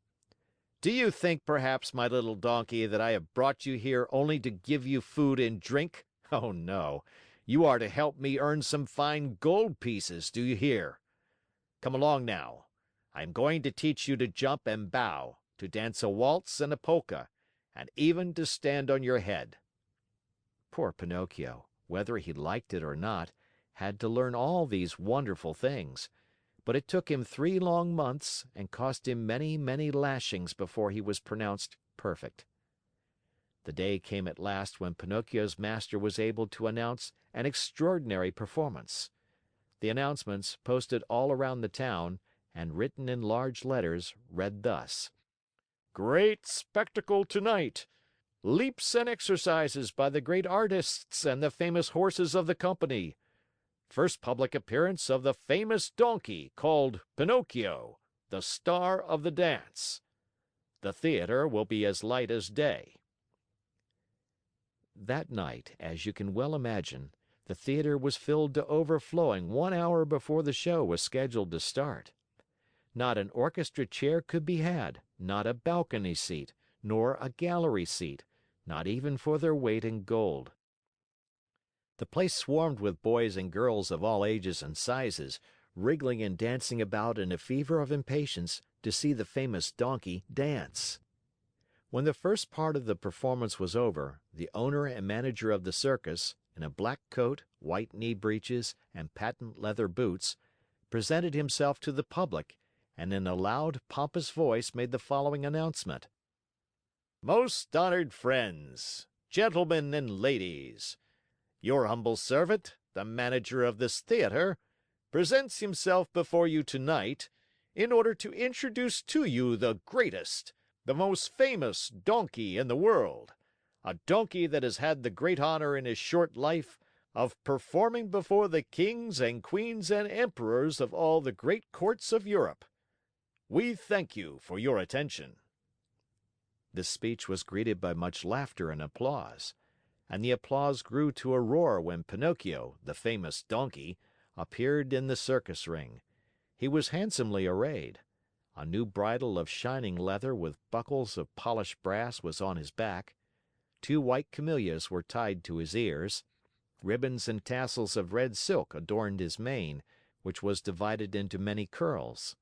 A great sash of gold and silver was fastened around his waist, and his tail was decorated with ribbons of many brilliant colors. He was a handsome donkey indeed. The manager, when introducing him to the public, added these words: "Most honored audience, I shall not take your time tonight to tell you of the great difficulties which I have encountered while trying to tame this animal, since I found him in the wilds of Africa. Observe, I beg of you, the savage look of his eye. All the means used by centuries of civilizations in subduing wild beasts failed in this case. I had finally to resort to the gentle language of the whip in order to bring him to my will. With all my kindness, however, I never succeeded in gaining my donkey's love. He is still today as savage as the day I found him. He still fears and hates me, but I have found in him one great redeeming feature. Do you see this little bump on his forehead? It is this bump which gives him his great talent of dancing and using his feet as nimbly as a human being. Admire him, O signori, and enjoy yourselves. I let you, now, be the judges of my success as a teacher of animals. Before I leave you, I wish to state that there will be another performance tomorrow night. If the weather threatens rain, the great spectacle will take place at 11 o'clock in the morning." The manager bowed and then turned to Pinocchio and said, "Ready, Pinocchio? Before starting your performance, salute your audience." Pinocchio obediently bent his 2 knees to the ground and remained kneeling until the manager, with the crack of the whip, cried sharply, "Walk!" The donkey lifted himself on his 4 feet and walked around the ring. A few minutes passed and again the voice of the manager called, "Quick step!" And Pinocchio obediently changed his step. "Gallop!" And Pinocchio galloped. "Full speed!" And Pinocchio ran as fast as he could. As he ran, the master raised his arm and a pistol shot rang in the air. At the shot, the little donkey fell to the ground as if he were really dead. A shower of applause greeted the donkey as he arose to his feet. Cries and shouts and hand clappings were heard on all sides. At all that noise, Pinocchio lifted his head and raised his eyes. There in front of him, in a box sat a beautiful woman. Around her neck she wore a long gold chain, from which hung a large medallion. On the medallion was painted the picture of a marionette. "That picture is of me! That beautiful lady is my fairy!" said Pinocchio to himself, recognizing her. He felt so happy that he tried his best to cry out, "Oh, my fairy! Oh, my fairy!" But instead of words, a loud braying was heard in the theater, so loud and so long that all the spectators, men, women, and children, but especially the children, burst out laughing. Then, in order to teach the Donkey that it was not good manners to bray before the public, the manager hit him on the nose with the handle of the whip. The poor little Donkey stuck out a long tongue and licked his nose for a long time in an effort to take away the pain. And what was his grief when on looking up toward the boxes, he saw that the Fairy had disappeared. He felt himself fainting, his eyes filled with tears, and he wept bitterly. No one knew it, however, least of all the manager, who, cracking his whip, cried out, "Bravo, Pinocchio! Now show us how gracefully you can jump through the rings." Pinocchio tried 2 or 3 times, but each time he came near the ring, he found it more to his taste to go under it. The 4th time, at a look from his master, he leaped through it, but as he did so his hind legs caught in the ring and he fell to the floor in a heap. When he got up, he was lame and could hardly limp as far as the stable. "Pinocchio! We want Pinocchio! We want the little donkey!" cried the boys from the orchestra, saddened by the accident. No one saw Pinocchio again that evening. The next morning the veterinary, that is, the animal doctor, declared that he would be lame for the rest of his life. What do I want with a lame donkey? Said the manager to the stable boy. Take him to the market and sell him. When they reached the square, a buyer was soon found. How much do you want for that little lame donkey? He asked. $4. I'll give you 4 cents. Don't think I'm buying him for work. I only want his skin. It looks very tough, and I can use it to make myself a drumhead. I belong to a musical band in my village, and I need a drum. I leave it to you, my dear children, to picture to yourself the great pleasure with which Pinocchio heard that he was to become a drumhead. As soon as the buyer had paid the 4 cents, the donkey changed hands. His new owner took him to a high cliff overlooking the sea, put a stone around his neck, tied a rope to one of his hind feet, gave him a push, and threw him into the water. Pinocchio sank immediately, and his new master sat on the cliff waiting for him to drown, so as to skin him and make himself a drumhead. Chapter 34 of The Adventures of Pinocchio. Down into the sea, deeper and deeper sank Pinocchio, and finally, after 50 minutes of waiting, the man on the cliff said to himself, "By this time my poor little lame donkey must be drowned. Up with him and then I can get to work on my beautiful drum." He pulled the rope which he had tied to Pinocchio's leg, pulled and pulled and pulled, and at last he saw appear on the surface of the water. Can you guess what? Instead of a dead donkey, he saw a very much alive Marionette, wriggling and squirming like an eel. Seeing that wooden Marionette, the poor man thought he was dreaming and sat there with his mouth wide open and his eyes popping out of his head. Gathering his wits together, he said, "And the donkey I threw into the sea?" "I am that donkey," answered the Marionette, laughing. "You?" "I." "Aw, you little cheat! Are you poking fun at me?" "Poking fun at you? Not at all, dear master. I am talking seriously." "But then, how is it that you, who a few minutes ago were a donkey, are now standing before me a wooden Marionette?" "It may be the effect of salt water. The sea is fond of playing these tricks." "Be careful, Marionette, be careful! Don't laugh at me! Woe be to you if I lose my patience." "Well then, my master, do you want to know my whole story? Untie my leg and I can tell it to you better." The old fellow, curious to know the true story of the Marionette's life, immediately untied the rope which held his foot. Pinocchio, feeling free as a bird of the air, began his tale. "Know then that, once upon a time, I was a wooden Marionette, just as I am today. One day I was about to become a boy, a real boy, but on account of my laziness and my hatred of books, and because I listened to bad companions, I ran away from home. One beautiful morning, I awoke to find myself changed into a donkey. Long ears, gray coat, even a tail. What a shameful day for me! I hope you will never experience one like it, dear master. I was taken to the fair and sold to a circus owner, who tried to make me dance and jump through the rings. One night, during a performance, I had a bad fall and became lame. Not knowing what to do with a lame donkey, the circus owner sent me to the marketplace and you bought me. Indeed I did, and I paid 4 cents for you. Now who will return my money to me? But why did you buy me? You bought me to do me harm, to kill me, to make a drumhead out of me. Indeed I did, and now where shall I find another skin? Never mind, dear master, there are so many donkeys in this world. Tell me, impudent little rogue, does your story end here? One more word, answered the Marionette, and I am through. After buying me, you brought me here to kill me. But feeling sorry for me, you tied a stone to my neck and threw me to the bottom of the sea. That was very good and kind of you to want me to suffer as little as possible, and I shall remember you always. And now my fairy will take care of me, even if you— Your fairy? Who is she? She is my mother. And like all other mothers who love their children, she never loses sight of me, even though I do not deserve it.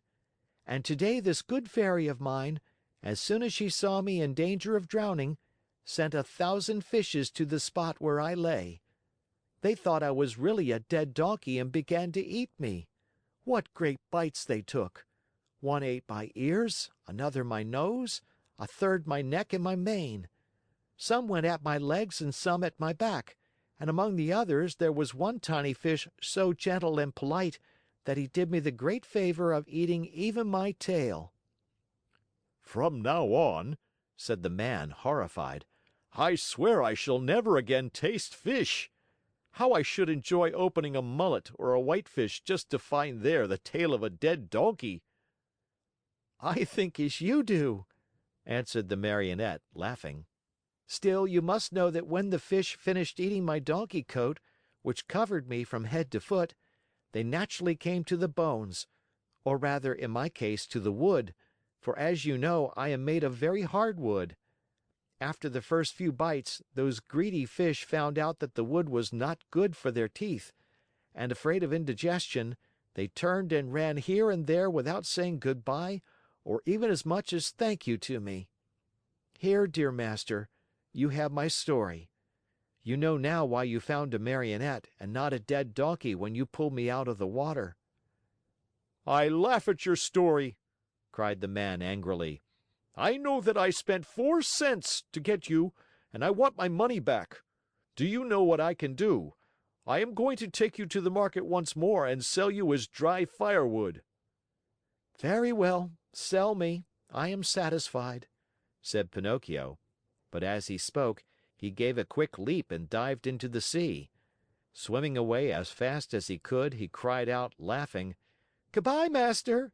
If you ever need a skin for your drum, remember me!" He swam on and on.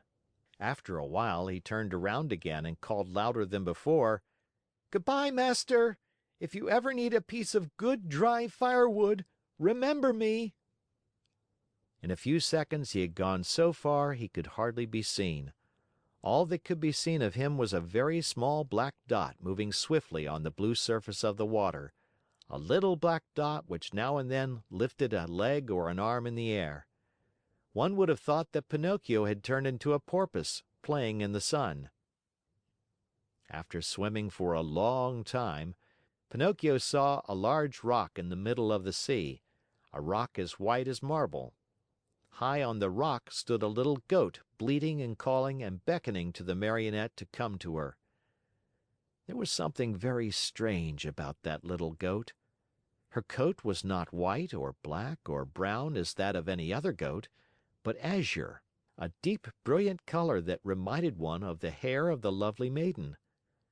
Pinocchio's heart beat fast, and then faster and faster. He redoubled his efforts and swam as hard as he could toward the white rock. He was almost halfway over when suddenly a horrible sea monster stuck its head out of the water, an enormous head with a huge mouth, wide open, showing 3 rows of gleaming teeth, the mere sight of which would have filled you with fear. Do you know what it was? That sea monster was no other than the enormous shark, which has often been mentioned in this story, and which, on account of its cruelty, had been nicknamed the Attila of the Sea by both fish and fishermen. Poor Pinocchio! The sight of that monster frightened him almost to death. He tried to swim away from him, to change his path, to escape, but that immense mouth kept coming nearer and nearer. "Hasten, Pinocchio, I beg you!" bleated the little goat on the high rock. And Pinocchio swam desperately with his arms, his body, his legs, his feet. "Quick, Pinocchio, the monster is coming nearer!" Pinocchio swam faster and faster, and harder and harder. "Faster, Pinocchio! The monster will get you! There he is! There he is! Quick, quick, or you are lost!" Pinocchio went through the water like a shot, swifter and swifter. He came close to the rock. The goat leaned over and gave him one of her hoofs to help him up out of the water. Alas, it was too late! The monster overtook him and the Marionette found himself in between the rows of gleaming white teeth. Only for a moment, however, for the Shark took a deep breath and, as he breathed, he drank in the Marionette as easily as he would have sucked an egg. Then he swallowed him so fast that Pinocchio, falling down into the body of the fish, lay stunned for a half hour. When he recovered his senses, the Marionette could not remember where he was. Around him all was darkness, a darkness so deep and so black that for a moment he thought he had put his head into an inkwell. He listened for a few moments and heard nothing. Once in a while a cold wind blew on his face. At first he could not understand where that wind was coming from, but after a while he understood that it came from the lungs of the monster. I forgot to tell you that the Shark was suffering from asthma, so that whenever he breathed a storm seemed to blow. Pinocchio at first tried to be brave, but as soon as he became convinced that he was really and truly in the Shark's stomach, he burst into sobs and tears. "Help! Help!" he cried. "Oh, poor me! Won't someone come to save me?" "Who is there to help you, unhappy boy?" said a rough voice, like a guitar out of tune. "Who is talking?" asked Pinocchio, frozen with terror. "It is I, a poor tunny swallowed by the Shark at the same time as you. And what kind of a fish are you?" "I have nothing to do with fishes. I am a Marionette." "If you are not a fish, why did you let this monster swallow you?" "I didn't let him. He chased me and swallowed me without even a 'by your leave.' And now what are we to do here in the dark?" "Wait until this Shark has digested us both, I suppose." "But I don't want to be digested," shouted Pinocchio, starting to sob. "Neither do I," said the Tunny, "but I am wise enough to think that if one is born a fish, it is more dignified to die under the water than in the frying pan." "What nonsense!" cried Pinocchio. "Mine is an opinion," replied the Tunny, "and opinions should be respected." "But I want to get out of this place. I want to escape." "Go if you can." "Is this Shark that has swallowed us very long?" asked the Marionette. "His body, not counting the tail, is almost a mile long." While talking in the darkness, Pinocchio thought he saw a faint light in the distance. "What can that be?" he said to the Tunny. "Some other poor fish waiting as patiently as we to be digested by the Shark." "I want to see him. He may be an old fish and may know some way of escape." I wish you all good luck, dear Marionette. Goodbye, Tunny. Goodbye, Marionette, and good luck. When shall I see you again? Who knows? It is better not to think about it. Chapter 35 of The Adventures of Pinocchio. Pinocchio, as soon as he had said goodbye to his good friend, the Tunny, tottered away in the darkness and began to walk as well as he could toward the faint light which glowed in the distance. As he walked, his feet splashed in a pool of greasy and slippery water, which had such a heavy smell of fish fried in oil that Pinocchio thought it was Lent. The farther on he went, the brighter and clearer grew the tiny light. On and on he walked until finally he found— I give you 1,000 guesses, my dear children. He found a little table set for dinner and lighted by a candle stuck in a glass bottle, and near the table sat a little old man, white as the snow, eating live fish.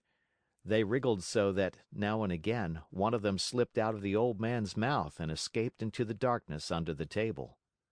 At this sight, the poor Marionette was filled with such great and sudden happiness that he almost dropped in a faint.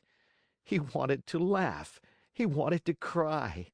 He wanted to say 1,001 things, but all he could do was to stand still, stuttering and stammering brokenly. At last, with a great effort, he was able to let out a scream of joy, and, opening wide his arms, he threw them around the old man's neck. "Oh, Father, dear Father, have I found you at last? Now I shall never, never leave you again." Are my eyes really telling me the truth? Answered the old man, rubbing his eyes. Are you really my own dear Pinocchio? Yes, yes, yes! It is I. Look at me. And you have forgiven me, haven't you? Oh, my dear Father, how good you are!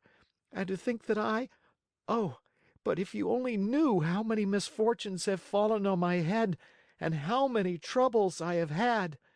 Just think that on the day you sold your old coat to buy me my ABC book so that I could go to school, I ran away to the Marionette Theater and the proprietor caught me and wanted to burn me to cook his roast lamb.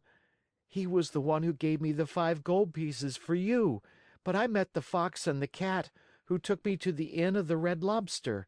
There they ate like wolves, and I left the inn alone, and I met the assassins in the wood. I ran, and they ran after me, always after me, till they hanged me to the branch of a giant oak tree. Then the Fairy of the Azure Hair sent the coach to rescue me, and the doctors, after looking at me, said, 'If he is not dead, then he is surely alive.' And then I told a lie and my nose began to grow. It grew and it grew, till I couldn't get it through the door of the room. And then I went with the Fox and the Cat to the Field of Wonders to bury the gold pieces. The parrot laughed at me, and instead of 2,000 gold pieces, I found none. When the judge heard I had been robbed, he sent me to jail to make the thieves happy, and when I came away, I saw a fine bunch of grapes hanging on a vine. The trap caught me, and the farmer put a collar on me and made me a watchdog. He found out I was innocent when I caught the weasels, and he let me go. The serpent with the tail that smoked started to laugh, and a vein in his chest broke, and so I went back to the fairy's house. She was dead, and the pigeon, seeing me crying, said to me, 'I have seen your father building a boat to look for you in America.' And I said to him, 'Oh, if I only had wings!' And he said to me, 'Do you want to go to your father?' And I said, 'Perhaps, but how?' And he said, 'Get on my back. I'll take you there.' We flew all night long, and next morning the fishermen were looking toward the sea, crying, 'There is a poor little man drowning.' And I knew it was you, because my heart told me so, and I waved to you from the shore." I knew you also, put in Gepetto, and I wanted to go to you, but how could I? The sea was rough, and the whitecaps overturned the boat. Then a terrible shark came up out of the sea, and as soon as he saw me in the water, swam quickly toward me, put out his tongue, and swallowed me as easily as if I had been a chocolate peppermint. And how long have you been shut away in here? From that day to this, 2 long, weary years. 2 years, my Pinocchio, which have been like 2 centuries. And how have you lived? Where did you get the candle? And the matches with which to light it? Where did you get them? You must know that, in the storm which swamped my boat, a large ship also suffered the same fate. The sailors were all saved, but the ship went right to the bottom of the sea, and the same terrible shark that swallowed me swallowed most of it. What? Swallowed a ship? Asked Pinocchio in astonishment. At one gulp. The only thing he spat out was the mainmast, for it stuck in his teeth. To my own good luck, that ship was loaded with meat, preserved foods, crackers, bread, bottles of wine, raisins, cheese, coffee, sugar, wax candles, and boxes of matches. With all these blessings I have been able to live happily on for 2 whole years. But now I am at the very last crumbs. Today there is nothing left in the cupboard, and this candle you see here is the last one I have. And then? And then, my dear, we'll find ourselves in darkness. Then, my dear father, said Pinocchio, there is no time to lose. We must try to escape. Escape? How? We can run out of the shark's mouth and dive into the sea. You speak well, but I cannot swim, my dear Pinocchio. Why should that matter? You can climb on my shoulders, and I, who am a fine swimmer, will carry you safely to the shore. Dreams, my boy, answered Gepetto, shaking his head and smiling sadly. Do you think it possible for a marionette, a yard high, to have the strength to carry me on his shoulders and swim? Try it and see. And in any case, if it is written that we must die, we shall at least die together. Not adding another word, Pinocchio took the candle in his hand, and going ahead to light the way, he said to his father, "Follow me and have no fear." They walked a long distance through the stomach and the whole body of the shark. When they reached the throat of the monster, they stopped for a while to wait for the right moment in which to make their escape. I want you to know that the shark, being very old and suffering from asthma and heart trouble, was obliged to sleep with his mouth open. Because of this, Pinocchio was able to catch a glimpse of the sky filled with stars as he looked up through the open jaws of his new home.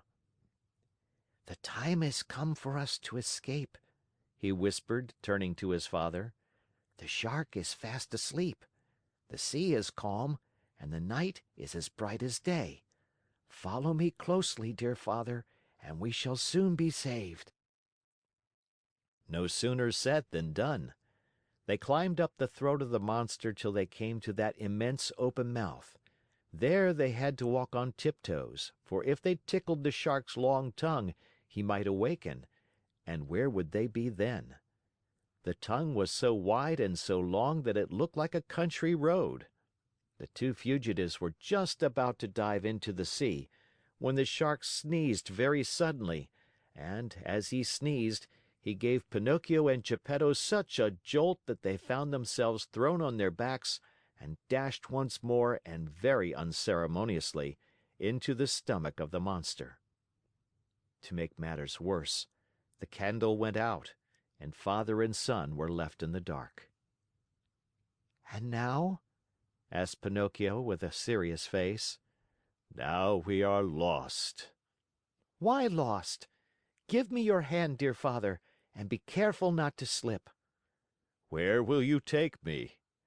"We must try again. Come with me, and don't be afraid."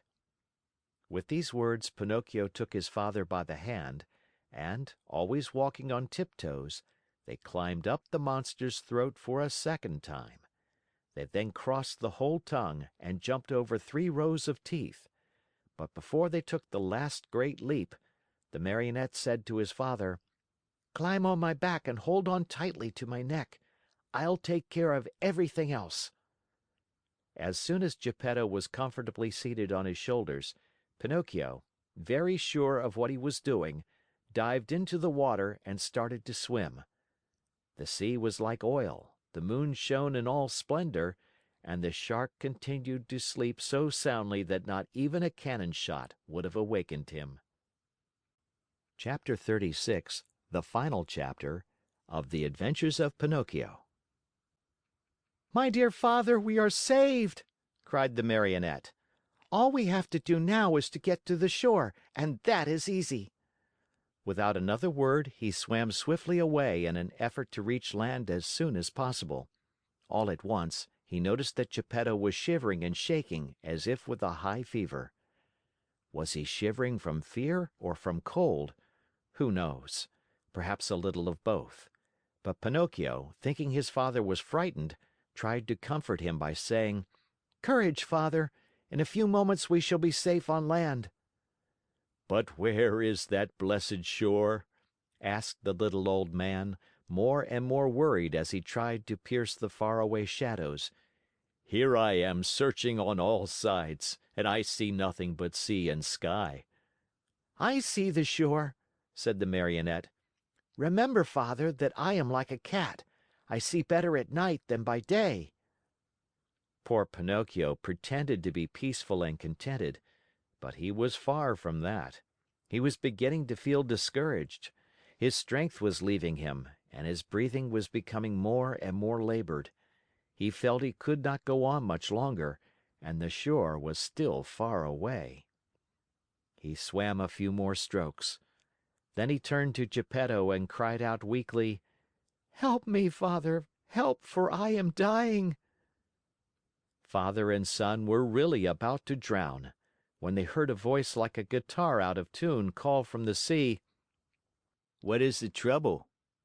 "It is I and my poor father." "I know the voice. You are Pinocchio."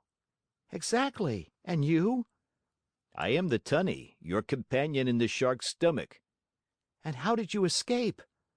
"I imitated your example. You are the one who showed me the way, and after you went, I followed." "Tunny, you arrived at the right moment.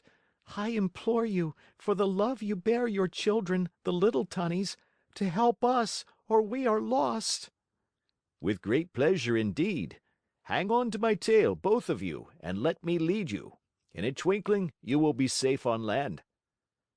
Geppetto and Pinocchio, as you can easily imagine, did not refuse the invitation. Indeed, instead of hanging on to the tail, they thought it better to climb on the Tunny's back. "Are we too heavy?" asked Pinocchio. "Heavy? Not in the least. You are as light as seashells," answered the Tunny, who was as large as a 2-year-old horse. As soon as they reached the shore, Pinocchio was the first to jump to the ground to help his old father. Then he turned to the fish and said to him, "Dear friend, you have saved my father, and I have not enough words with which to thank you. Allow me to embrace you as a sign of my eternal gratitude." The Tunny stuck his nose out of the water, and Pinocchio knelt on the sand and kissed him most affectionately on his cheek. At this warm greeting, the poor Tunny, who was not used to such tenderness, wept like a child. He felt so embarrassed and ashamed that he turned quickly, plunged into the sea, and disappeared. In the meantime, day had dawned.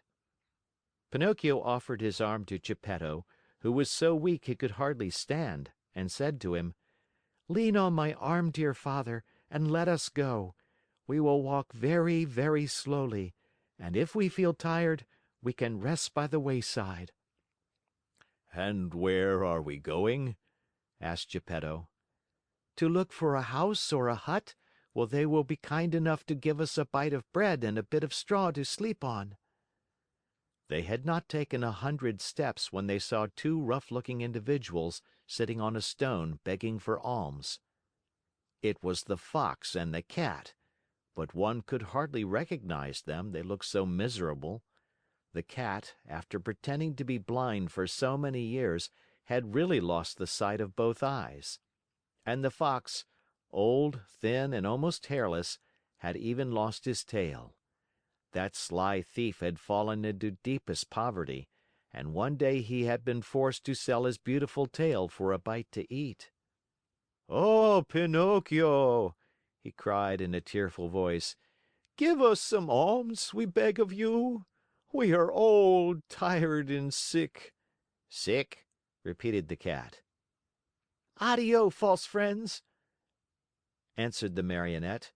You cheated me once, but you will never catch me again.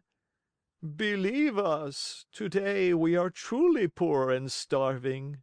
"Starving," repeated the Cat. If you are poor, you deserve it. Remember the old proverb which says, stolen money never bears fruit. Addio, false friends. Have mercy on us. On us. Addio, false friends. Remember the old proverb which says, bad wheat always makes poor bread. Do not abandon us. Abandon us, repeated the Cat. Addio, false friends. Remember the old proverb, whoever steals his neighbor's shirt usually dies without his own. Waving goodbye to them, Pinocchio and Geppetto calmly went on their way. After a few more steps, they saw, at the end of a long road near a clump of trees, a tiny cottage built of straw. Someone must live in that little hut, said Pinocchio. Let us see for ourselves.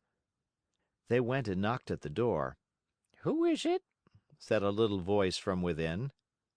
A poor father and a poorer son, without food and with no roof to cover them, answered the Marionette.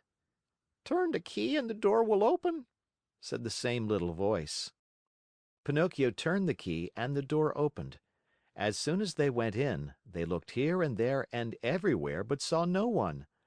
Oh, where is the owner of the hut? Cried Pinocchio, very much surprised. Here I am, up here. Father and son looked up to the ceiling, and there on a beam sat the talking cricket. Oh, my dear Cricket, said Pinocchio, bowing politely. Oh, now you call me your dear Cricket.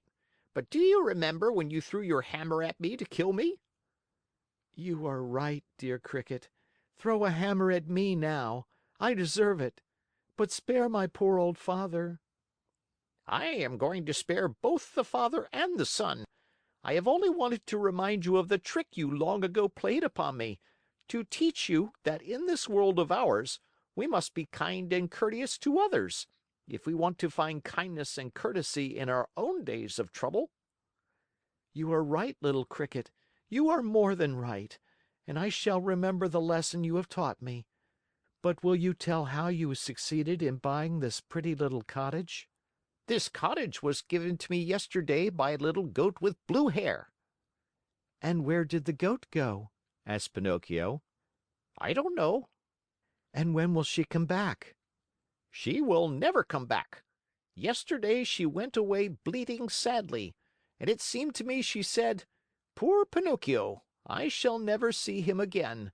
The shark must have eaten him by this time." Were those her real words? Then it was she. It was...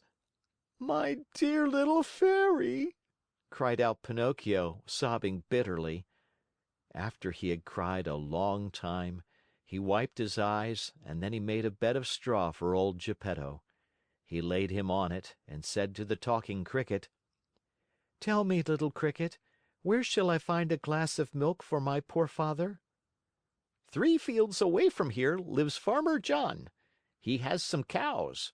Go there and he will give you what you want. Pinocchio ran all the way to Farmer John's house. The farmer said to him, "How much milk do you want?" I want a full glass. "A full glass costs a penny. First give me the penny." I have no penny, answered Pinocchio, sad and ashamed. "Very bad, my Marionette," answered the farmer. "Very bad. If you have no penny, I have no milk." Too bad, said Pinocchio and started to go. "Wait a moment," said Farmer John. "Perhaps we can come to terms. Do you know how to draw water from a well?" I can try." Then go to that well you see yonder and draw 100 bucketfuls of water. "Very well." After you have finished, I shall give you a glass of warm, sweet milk." "I am satisfied." Farmer John took the Marionette to the well and showed him how to draw the water. Pinocchio set to work as well as he knew how, but long before he had pulled up the 100 buckets, he was tired out and dripping with perspiration. He had never worked so hard in his life. "Until today," said the Farmer, "my donkey has drawn the water for me, but now that poor animal is dying." "Will you take me to see him?" said Pinocchio. "Gladly." As soon as Pinocchio went into the stable, he spied a little donkey lying on a bed of straw in the corner of the stable. He was worn out from hunger and too much work. After looking at him a long time, he said to himself, "I know that donkey. I have seen him before."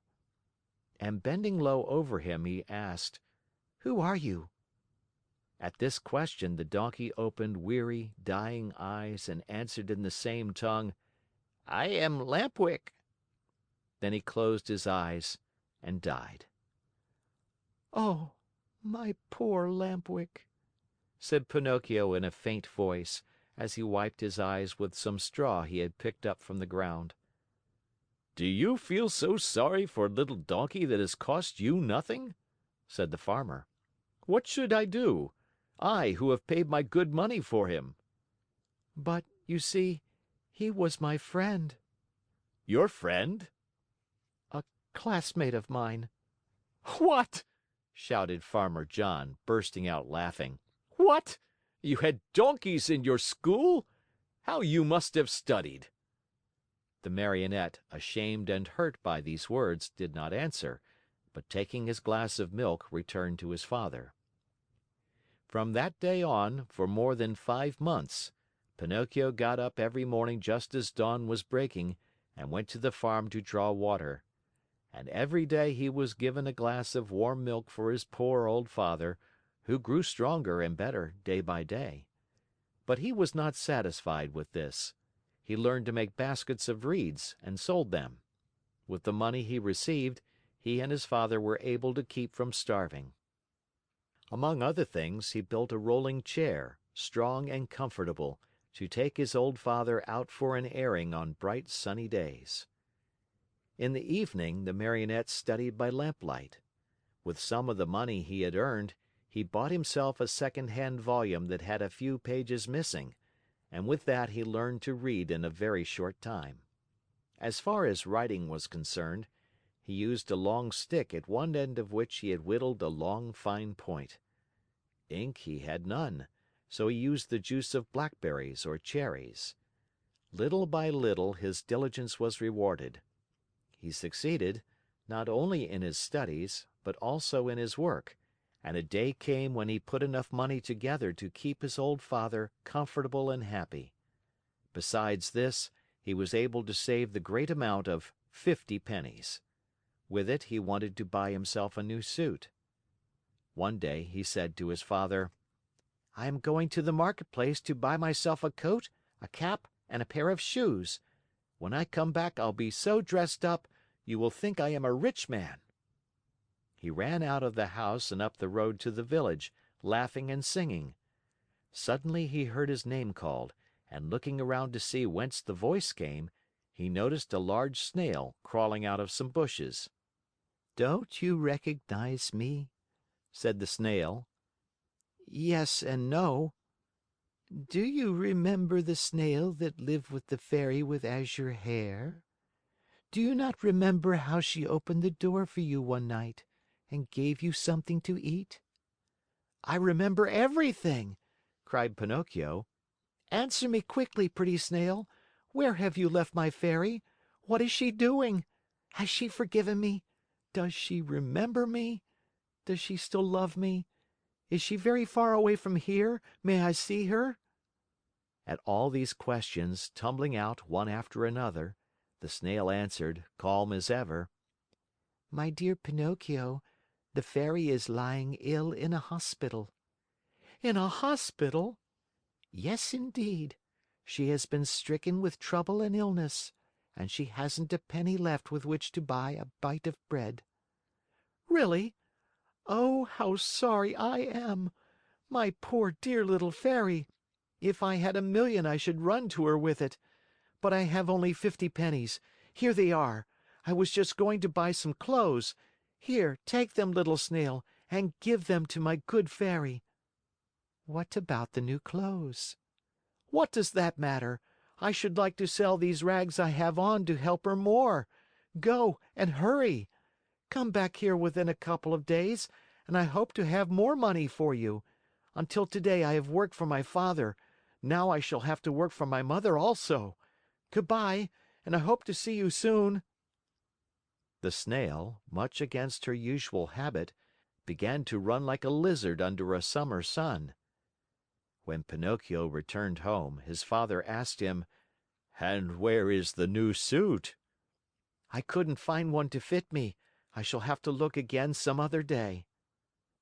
That night, Pinocchio, instead of going to bed at 10 o'clock, waited until midnight, and instead of making 8 baskets, he made 16. After that he went to bed and fell asleep.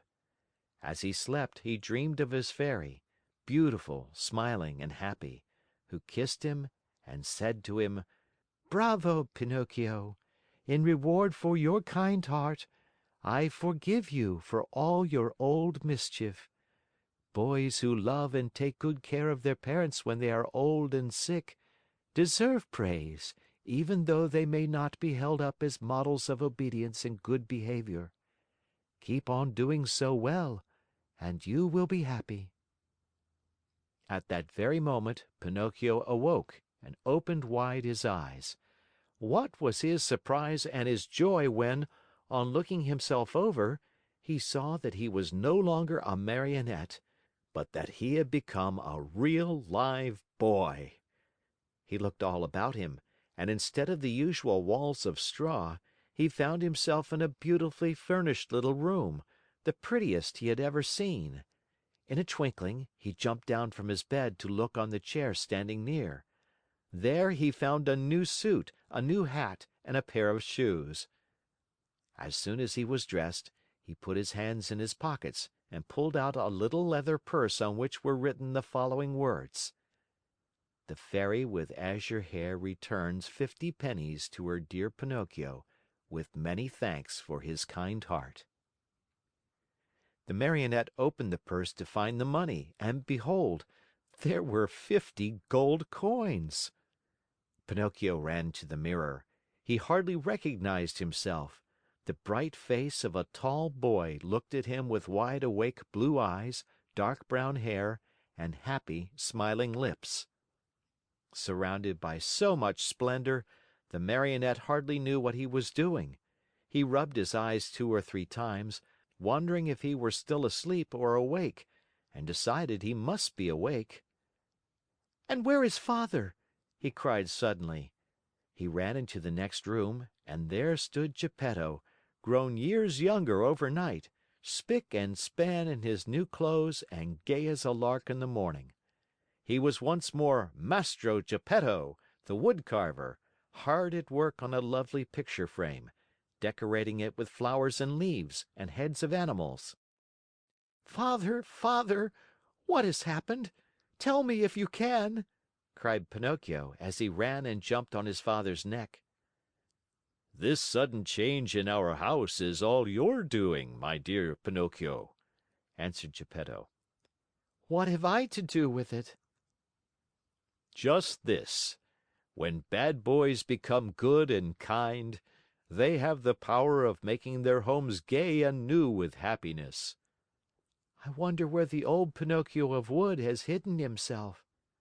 "There he is," answered Gepetto, and he pointed to a large Marionette leaning against a chair, head turned to one side, arms hanging limp, and legs twisted under him. After a long, long look, Pinocchio said to himself with great content, "How ridiculous I was as a Marionette! And how happy I am, now that I have become a real boy!" End of chapter. End of book. Thank you for listening.